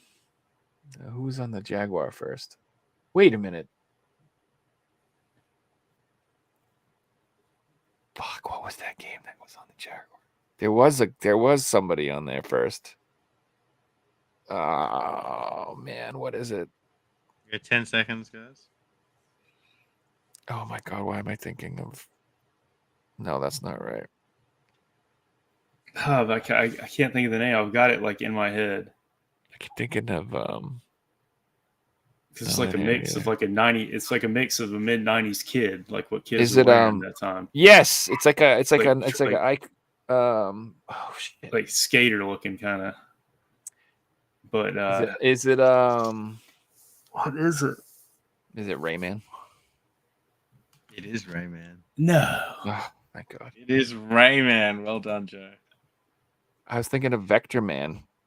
That's what I was thinking in my of. head. It's Vector I was Man. thinking of Vector Man. But I'm like, he's on the Genesis. Somebody said it in the comments, Rayman, and I remember thinking like, no. No reading comments during the quiz. I should have said that. But that was a good one. That was a good one, Figsy. Well done, we Joe. should've Joe gotten that. takes this week's Figsy's quiz right There's at the 30 of those games? That's Is crazy. that really? That's what threw me off too. So half of the time on these questions, there'll be some factoid that I had no idea about some franchise. There's 30 of those games. I think with those questions, if it makes no sense to you, you got to put it out of your mind. Like the Atari Jaguar, it made no sense to me because I had no clue it was released on there. But the other clues made a lot of sense. So if I ignored that, I might have been able to get it. No, there's like 3 things I know about the Jaguar, and there Alien vs Predator. There's a God, what's the game where you freaking like the Atari game? What the hell's the matter with me? And you have the little rotating thing. Bubble kind of thing? No, you like shoot around and you shoot that down the tunnels. Oh my god, what is the matter with me? My brain doesn't work anymore, guy. There's like a really good Atari game on the Jaguar, I believe.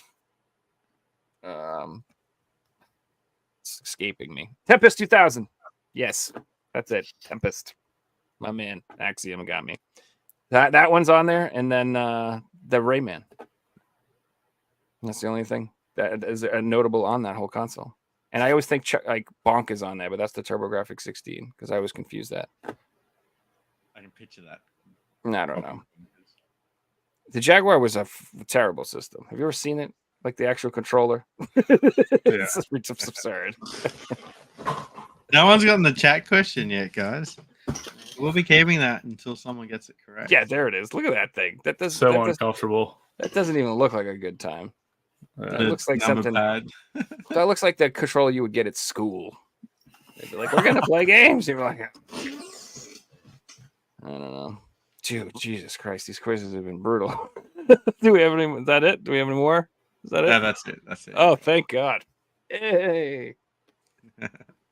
You guys got any pickups to show? I've got a good one for you, Figsy. There's a couple little things. I found this at Lost Ark, which is a game store that's in Greensboro, North Carolina. One of my favorites on the planet. And I bought it because I'd never seen it before. And it's very unusual, but it's got a logo on here that I want you to look at and tell me if you've seen this before. I'll get out of this light here. There we go. Oh wow, that's the old Australian logo. That's so Right that there. logo Australian made. Yeah, it means it's an Australian made product. And it used to go on products like 20 years ago that were made in Australia. That's cool. Yeah. that I game thought it was looks really fire. cool to see it like in the box and everything. And it's a weird cart too. Like I guess you might have Yeah. seen these things before, but Yeah, that is really weird. It doesn't Wait a play out like it works on the top on my top loader, but the toaster it like sometimes it has trouble. That's not the answer, Figsy? Oh, let me just check. I think that That's what I thought it was. Sorry to interrupt you, but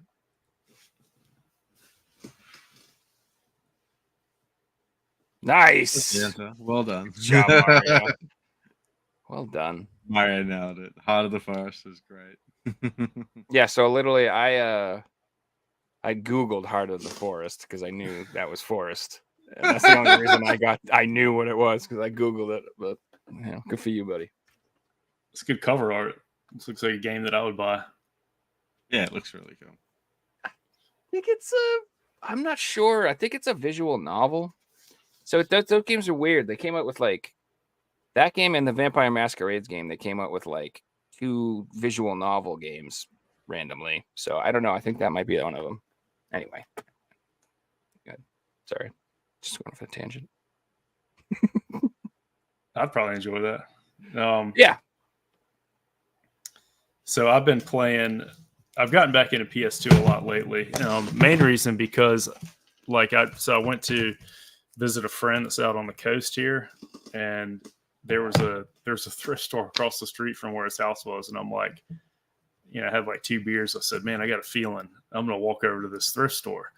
I walk over there, and they had video games, PS2 games, and I was like blown away. And they had Obscure, which I haven't played. And again, I'm not into like these kind of games, but I have played a few of them.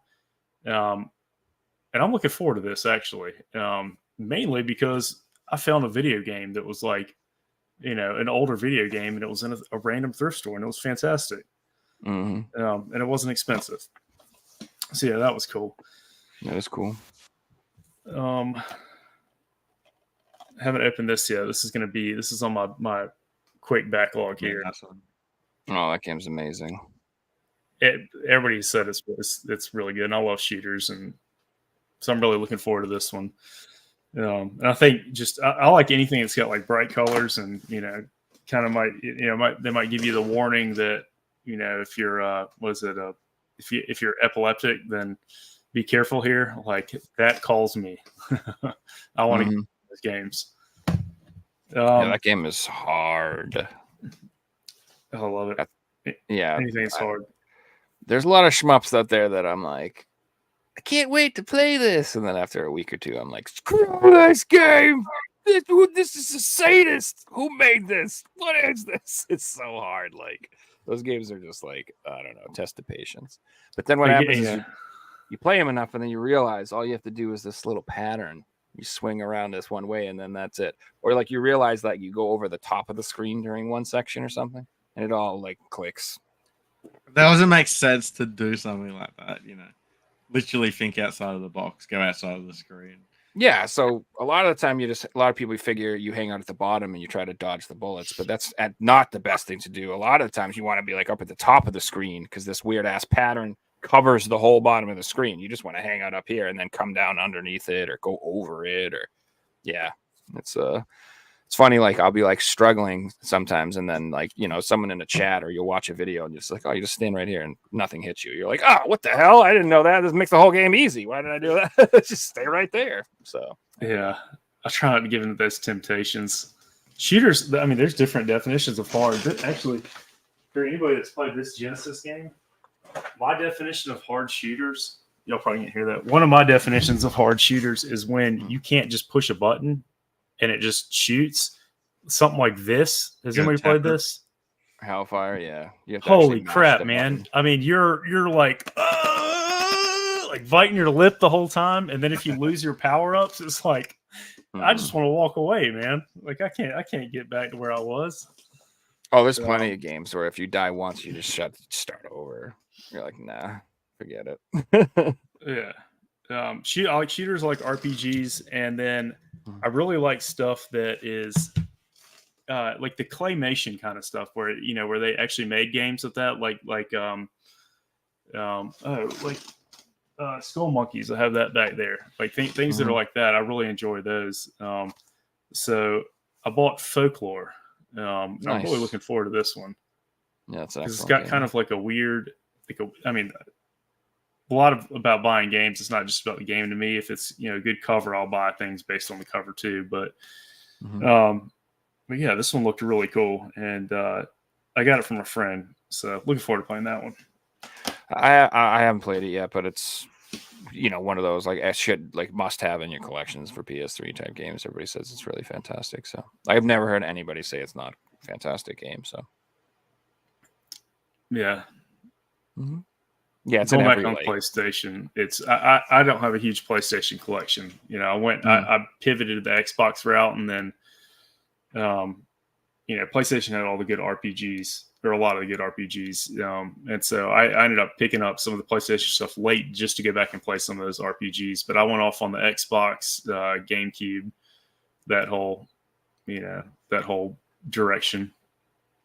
Yeah, so it's funny because people ask me a lot. They're like, "What? You don't like Xbox? You love PlayStation? Blah blah blah." And I'm always like, "No, it's not like that. It's just that So first off, PlayStation had a head start. First of all, there was a PS1 before there was an Xbox, and so they got their hooks in me first. So that's a huge advantage right off the bat.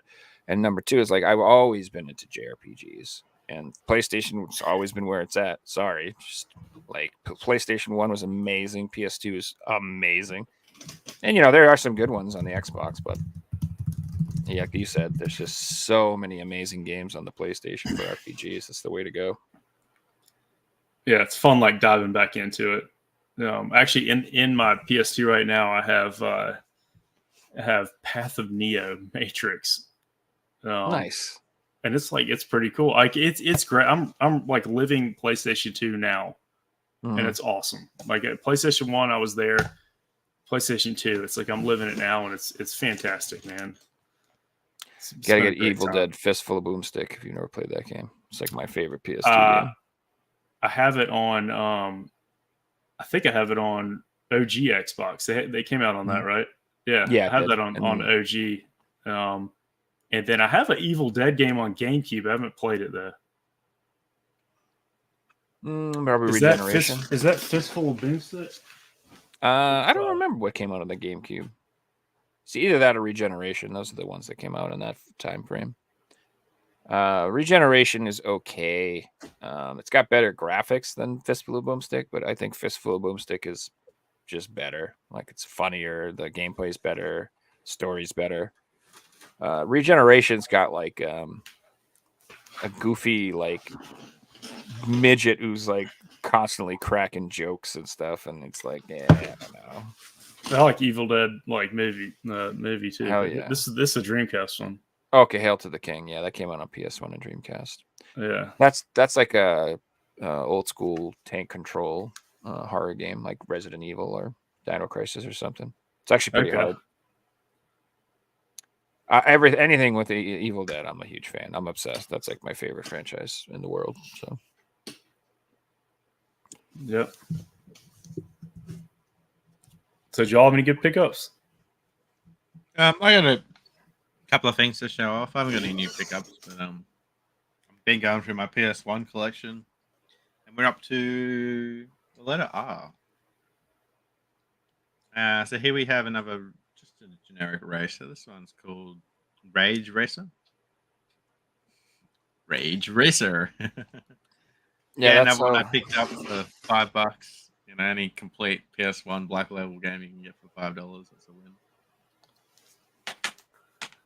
Yeah, that's a I weird wonder one that- because you figured it's Ridge Racer, but no, it's not. It's Rage Racer.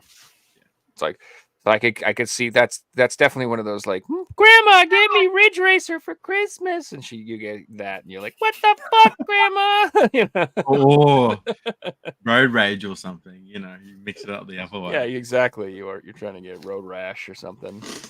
One of the things I really enjoy about this channel is seeing Figsy put games up that are Power Region games, and ones that were released in NTSC as well. But it's like a different cover art to it. Cover art, yeah, I love Yeah, and then ones that just weren't released here. It's always really cool. It's one of my favorite parts about this podcast.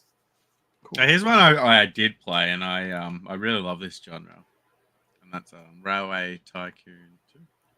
I love like city building games and train simulator games and different things like this. It doesn't really hold up today, but still a lot of fun, and series led on to some really amazing titles. If you like trains, all train games are good. Yeah, I like the whole like simulation and passenger simulation where you're trying to like run an economy and different things like that. These games are fun. Here we have another racing game. Tons of them on the PS1. This one's called Rally Cross 2. A lot of like generic rally games to get. I never played this one. I got into like V Rally and Colin McRae's Rally, but this is one I just picked up recently. So, What is that G square that's on your games? so that's our rating. That's like a Okay. kid rating, that one. Okay, I assume that. So the modern version of the G is the green square. Okay. And here's one we talked about earlier. Of course, we've got Rayman. And you guys know that this sold more copies than Gran Turismo, and I forget the other game that it sold more than. I wonder why. Just in the I didn't play Rayman until the PS3. They're fun games, but they're games that you play for an hour, not for 20 hours. So I wouldn't pay full price for one. That's for sure. I think I own a game on the Wii U, but I've never gotten into that franchise. Surprisingly, nothing against it. I just They're never not bad played. games, but I'd rather play a Mario game or Castlevania or something. Here we have another little racing game. This one's called RC Revenge. It looks like a bit of fun. You have trucks, boats. It's got like multiplayer split screen. I haven't tried this one. A lot of races out there on PS1.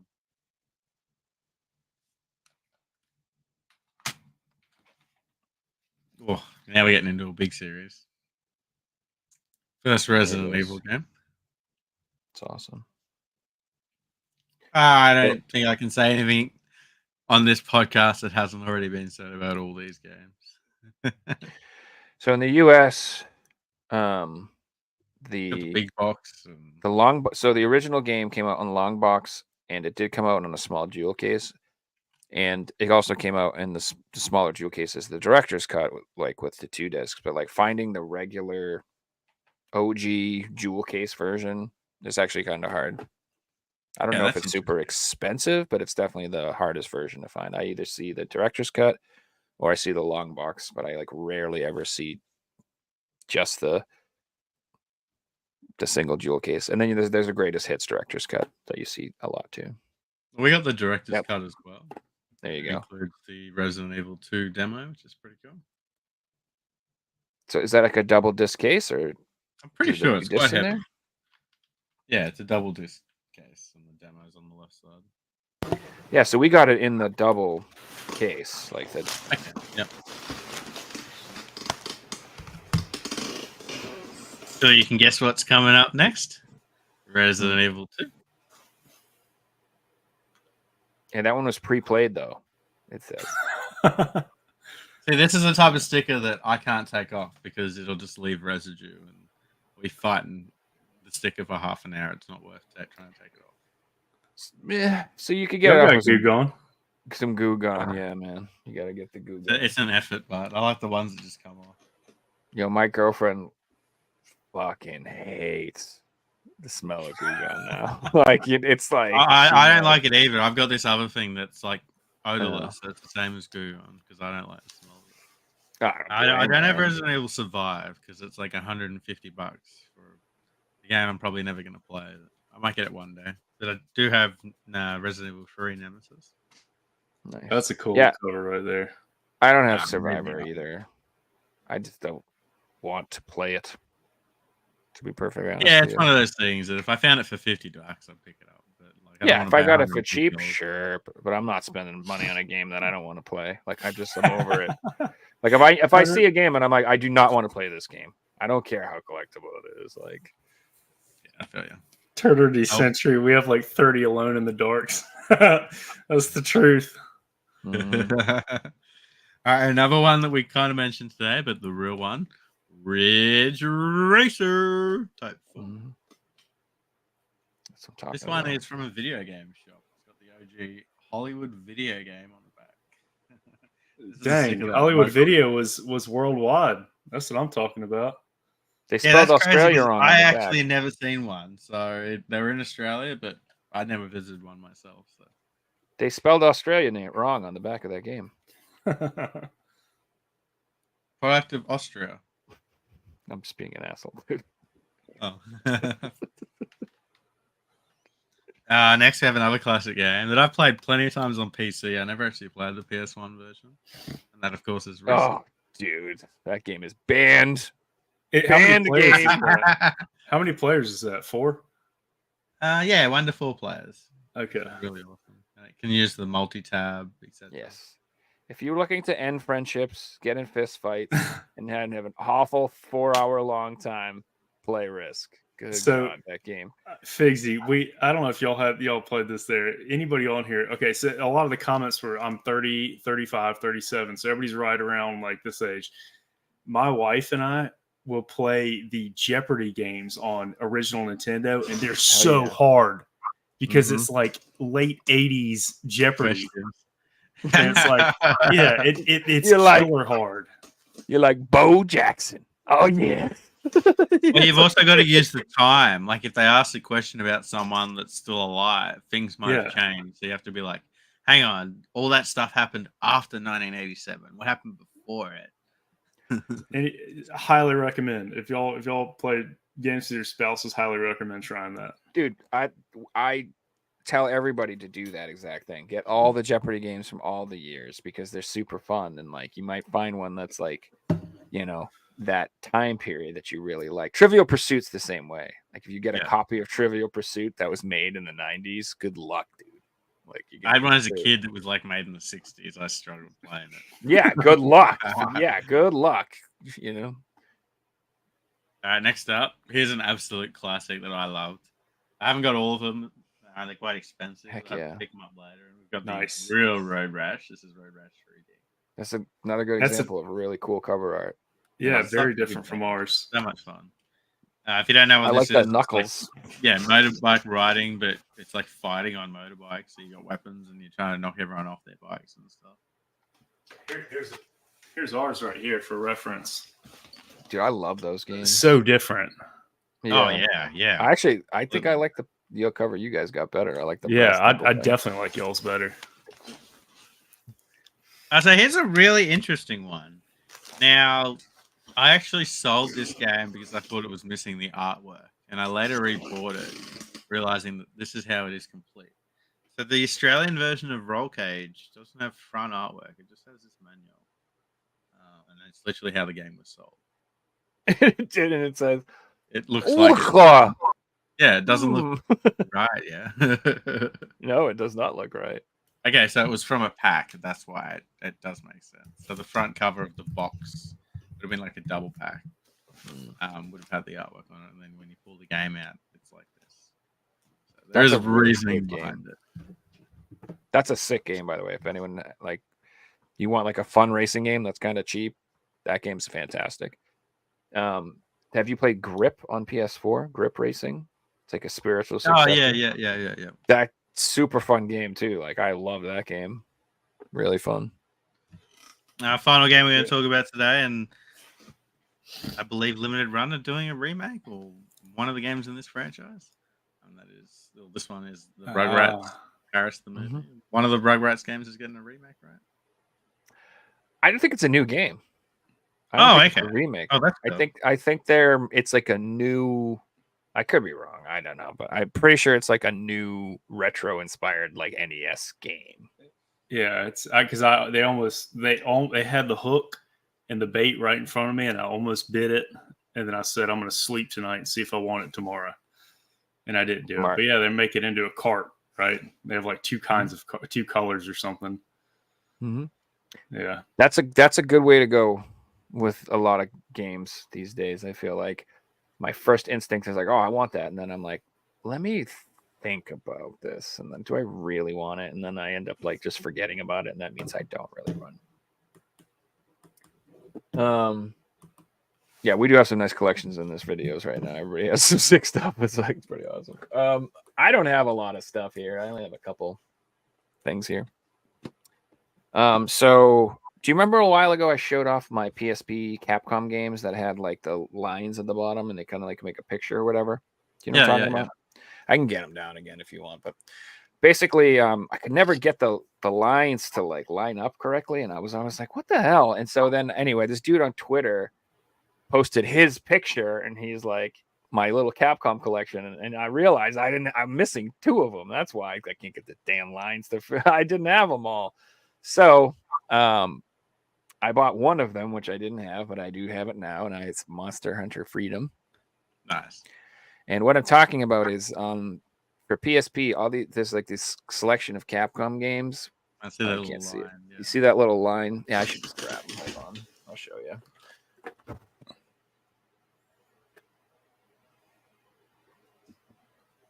I'll grab a couple of them. But like, I don't know, they have like these lines on the bottom, and you can like put them together, and it makes like one big picture. And yeah, so I was missing Monster Hunter Freedom, and Power Stone Collection is the other one. Power Stone Collection is actually expensive. It's like a $50-$60 game. So I'm like, I will end up getting it because I have to, and I do like Power Stone. I know I'm not going to sit there and play Power Stone by myself in a PSP because that's weird. But I'll still probably end up buying it. Yeah, Power Stone's like a multiplayer fighting game. It's so odd to have it on the PSP, But I have a couple fighting games on the PSP, so I guess it's not that weird. But either way, I'm pretty excited about it. What's also irritating is apparently there's a Monster Hunter Freedom 2, and it's all white and it looks like it, but they didn't put the little line on it. So that's sort of part of this set, but it's not as far as I'm concerned because it ain't got the little cool line. And if it ain't the cool line, forget it. I don't care. I'm not interested. So that's the only game I got, and then I got some DVDs because I've been on that kick. So I picked up Batman: The Complete Animated Series on Blu-ray. Yeah, dude, it's just like it was on sale. It was like $30 or something like that. And I've been wanting this for a while anyway, so I figured I might as well jump on it while it was on sale. But it's pretty cool. This thing comes with all the cartoons, and it also comes with the Mask of the Phantasm movie and the Batman and Mr. Freeze movie as well. And yeah, I don't know if you guys ever watched this. I mean, you're the right age for this. I'm assuming you watched this. It's the best fucking cartoon ever when I was a kid, so I kind of had to have it. I try to force it on my kids in the morning sometimes. They like to watch the Spideyverse, and I have to like explain, well, this Spider-Man isn't, we watch our Spider-Man or something. That Spider-Man isn't, there at that point. This one's not there at that. There's one Spider-Man at this point. There's one Spider-Man. Yeah, there's only one. That's the way it should have been. Yeah. It's confusing now. I can't keep up. In their universe, like they're all the same age. It's like, but is Green Goblin? That's Green Goblin's a girl in this, and I'm like, y'all just watch the show and enjoy it. So what I plan on doing is I'm gonna have a kid, but I'm gonna move out in the middle of the woods and like cut off the internet and just be like, this is all there is. And so that way they have to fucking, you know what I mean? They'd have no choice. And then they'll like go to college and like they'll just be in for this crazy culture shock, and they'll be like, where do you live in a fucking time machine, dude? Where have you been? Like. I'll be like, what do you live in the middle of the woods in a cabin? And Yeah. then my kid will be like, "Why did you do this to me, Dad?" And I'll be like, "I needed someone to talk about Batman with. I'm sorry." All right, you needed to play Dragon Warrior 2, otherwise you couldn't be my son. All right, anyway. Oh, I love it. None of the kids at school even know what a SMUP is, Dad. I could see myself being the parent. Like, you want to go to Disneyland? I want to see all the Dragon Quest games done by Tuesday. You understand me? All of them. I want to see a report too. I want to make sure you read the story. I want to check all your armor. No. It's I will care about that though. Like, I'll be so upset if I have a kid and they don't like this shit. I really would be so bummed. Roblox. So sad. Roblox. I want to play Roblox. They're gonna like their own stuff though. I'm gonna have some 6-year-old fucking... likes. I have a Barney game on Genesis that I got. I don't know where I got it, and that's like the only game she likes. Go figure. But she likes it, and I mean, playing it. yeah, go ahead. And then they like playing racing games with the steering wheel. That's what'll happen is I'll end up having a little girl and I'll just be playing Animal Crossing. Like, all right, yeah, we go. I'll help you freaking pick flowers or whatever. Catch fish. I have to figure out. Fizzy, can I show 2 unique things here before Yeah, of course. Oh, all right. So these I really like just very niche things. Like, and I've got, as collectors, we go off the deep end sometimes. We start to get on these, these wormholes of certain items, and so I love 3DO. I got a lot of 3DO stuff. And this one I got at a store that was in just outside of Richmond, Virginia, like 6 years ago. And I swear this is Fabio.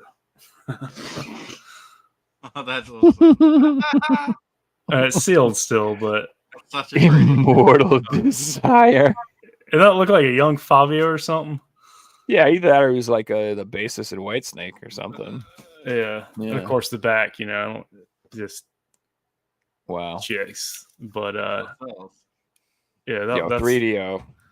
It's got some bizarre ass games. My 4-year-old was like, look at that. Is that sealed though? I mean, that's pretty cool. Yeah, it's sealed. I don't buy sealed stuff. I like to play games, but I don't, I don't want to break it. Also, I don't really want to play it. I don't know. Come on, man. You don't have Forbidden Desires or whatever that.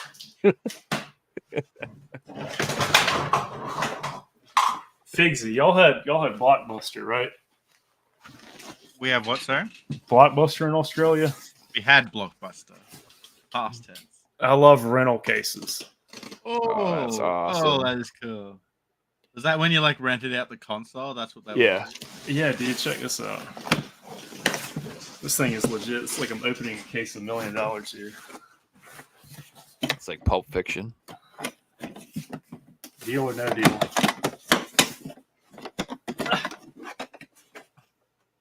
That's cool. Upside down, but like, yeah, you open it and then everything's set and ready to go. Yeah, I love these things. So I never rented consoles back in the day. No, I never rented consoles either. I was just renting games. I rented a Virtual Boy. I think I rented a Sega CD for a while because I was like drooling. I was foaming at the mouth for that goddamn thing when that came out. That Sega CD, like, it's so funny to think like that full motion video and the games were like, oh my god, I have to play, and then you actually played it and you're like, oh, this sucks. Yeah, but yeah, I'm on a bad rental case tangent now, and I have one from when I was younger. Still, it's a Sega Saturn rental case. That's cool. They're just good memories, man. So that's actually my favorite part of collections is the weird shit that people get into. It's like, after like you collect games for a while, and then after a while you're like, you get into some odd thing. Like some people, or like whether it's statues or like rare controllers or whatever. Like, so for you, that's fascinating to me that you're into rental cases. Like, I'm into old PlayStation magazines right now. That's my oddball thing I'm obsessed with lately. Yeah. It's just like gaming related, sort of related, but not that. I don't know. It's just fun to have like. I guess mine would have been steelbooks because there's no games inside. They're just like steelbooks. Yeah. Metal. Exactly. Or like people get into like posters or artwork or the people who collect whatever, Skylanders. The freaking the display models for what do they call them? What's wrong with me? No, like when they have The the store. promotional things. What do they call? Man, I don't know my brain tonight. When they have like the system set up in the store and you can play it, but it's Kiosk. like a kiosk. Thank you, Jesus. Oh, yeah, Christ, yeah. that's the word. Like that sort of stuff. I like that, like side hobby stuff. Somebody's I got a had one more thing to PlayStation show. 4 one for sale up where I live right now, but they want like, and it's saying it. I think they want like $600 for it. I Is mean, that they're a lot? worth it. I had a PS3 Are they? one. I sold it for If it's in good shape, $100 or something. that's not that bad because it'll be worth $2,000 in a few years for sure. Yeah, I also got this. I forgot to show this off. The Venture that's Brothers, cool. the complete series. I don't know if you guys have ever seen the Venture Brothers, but like if you haven't, this is like it is so good. It is so good. This show is literally like my favorite thing in the world. I don't if you're not familiar with it, it's like a spoof on like Johnny Quest. Do you know what Johnny Quest is? From like the 50s, like those like adventure cartoons, like or like Richie Rich sort of things or something like that. Or like the Hardy Boys, something like that, where Yeah. it's like that old adventure, we gotta find gold in the old mines, that type of crap.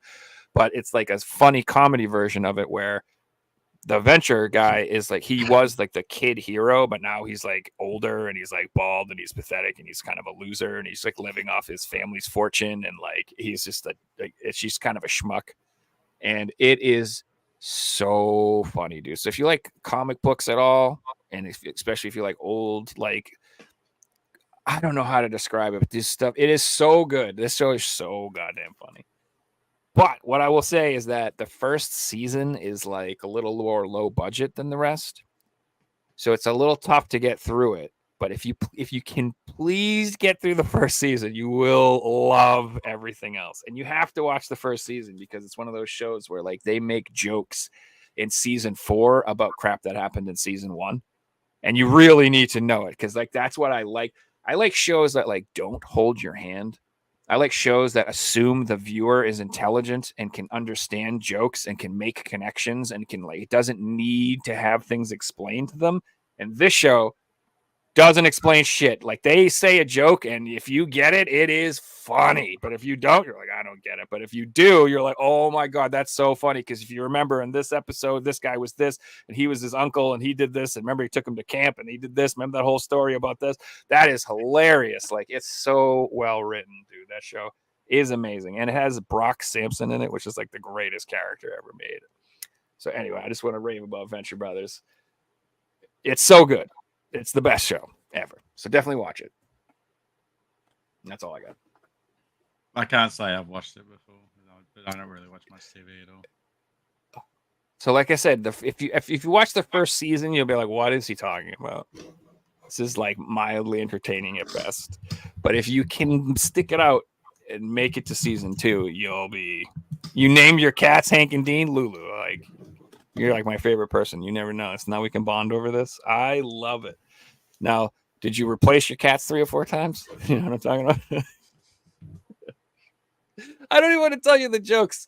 I want to tell you, but again, I don't want to ruin it. So it's like a good story too. Believe it or not, it's like it's just fantastic. It's so much better than anything else like that's come out in the last few years as far as comedy goes, in my opinion. I don't know. The only other thing I liked even close to it as much as I like Aqua Teen Hunger Force. I don't know if you guys watched that show. You ever watch that with the milkshake and the meatball and the french fries? I've heard about it, but I haven't watched it. Oh, dude, I love that show too. But that show's stupid as hell. That show is like, I wouldn't recommend that show because I wouldn't want people to judge me based on that show. If that makes sense, they're like, Joe really likes this, huh? Oh, okay. After seeing that cover, I can't get Legends of the Hidden Temple out of my head. That's the first thing that hit me when I thought that's what you're going to say it was. Well, it's very like that. Like they go to the Amazon and they find a temple and they find a thing, and it's like that whole like adventure-y. It's hard to describe. Like I said, it's very Johnny Quest, if you know what Johnny Quest is. But again, that's some old ass stuff. That was old when I was a little kid. That was like the cartoons my parents watched when they were kids. Never heard of it before. Do you know who like the Hardy Boys are? Do you know? I've heard of them, but I don't know who they are. It's kind of like Scooby Doo. They have like mysteries they have to solve. There's always like, I know who Scooby Doo is. you know, like someone's haunting the old factory. Let's find out who. Like that type of weird, like campy thing. But in like a it's 1940s kind of vibe, like Yeah. yes, no, that so, but now imagine those people all grew up and it's like a modern times and they're all like dysfunctional adults and they're like, it's like, man, I can't describe it. And all the superheroes and like the bad guys are in this thing called the Guild of Calamitous Intent, and they all have meetings about like what they're allowed to do as bad guys and what their henchmen can and can't do and all. Oh man, it's amazing. It's so funny. I don't want to keep talking about that, but it's so good. I think we might call that one a night, guys. Yeah, now that we're turned into Right, the well, Venture then. Brothers review hour, Yeah, we go through the we can Venture probably Brothers. stop. It's 2 hour 20-minute mark. Max, thanks so much for coming on the show, man. It was nice to meet you and hear about your store that you're going to be opening up and see your collection and everything. It was really cool. cross Do you your have fingers. do you have socials and stuff we can follow you on, man? Do you have like Instagram, Facebook, YouTube? Yeah, anything like that? I actually backed off from social media big time. I do have Instagram that I'll get on occasionally, and then, but it's _retro_necro. So yeah, if somebody wanted to DM me on there or follow me, it'd be good. You can ask me questions and whatnot. But yeah, I'm not on any other socials, and it's fantastic. More time for games. No, I feel you there. But if you do open up the store, are you planning on like doing anything like Retro Rick does, maybe documenting it, anything like that? Possibly. Possibly. One of those Well, things you know- where online sales generate just as much revenue. I'll definitely do a website. Yeah, I've got somebody building the website right now, and then I've got somebody doing logos and all of that. So I'm in. I mean, I'm halfway. I got 1 foot and half my body in the door right now. Yeah, Cool, So man. maybe I'll get invited to come back on another one of these, and I can give an update. And Yeah, that's what Yeah, I'm. Yeah, much definitely. record everything. That'd be awesome. yeah, I thoroughly enjoy being on here. It's been fantastic. Yeah, we had a Been good time great having you chat on there. for the last 3 hours. It's good fun. Anytime we go an hour and 40 minutes before forget to do the quiz, that's probably a good show.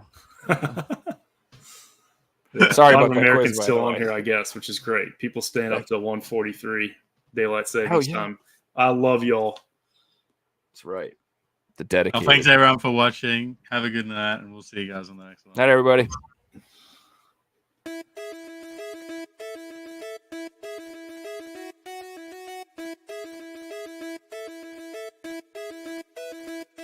You found the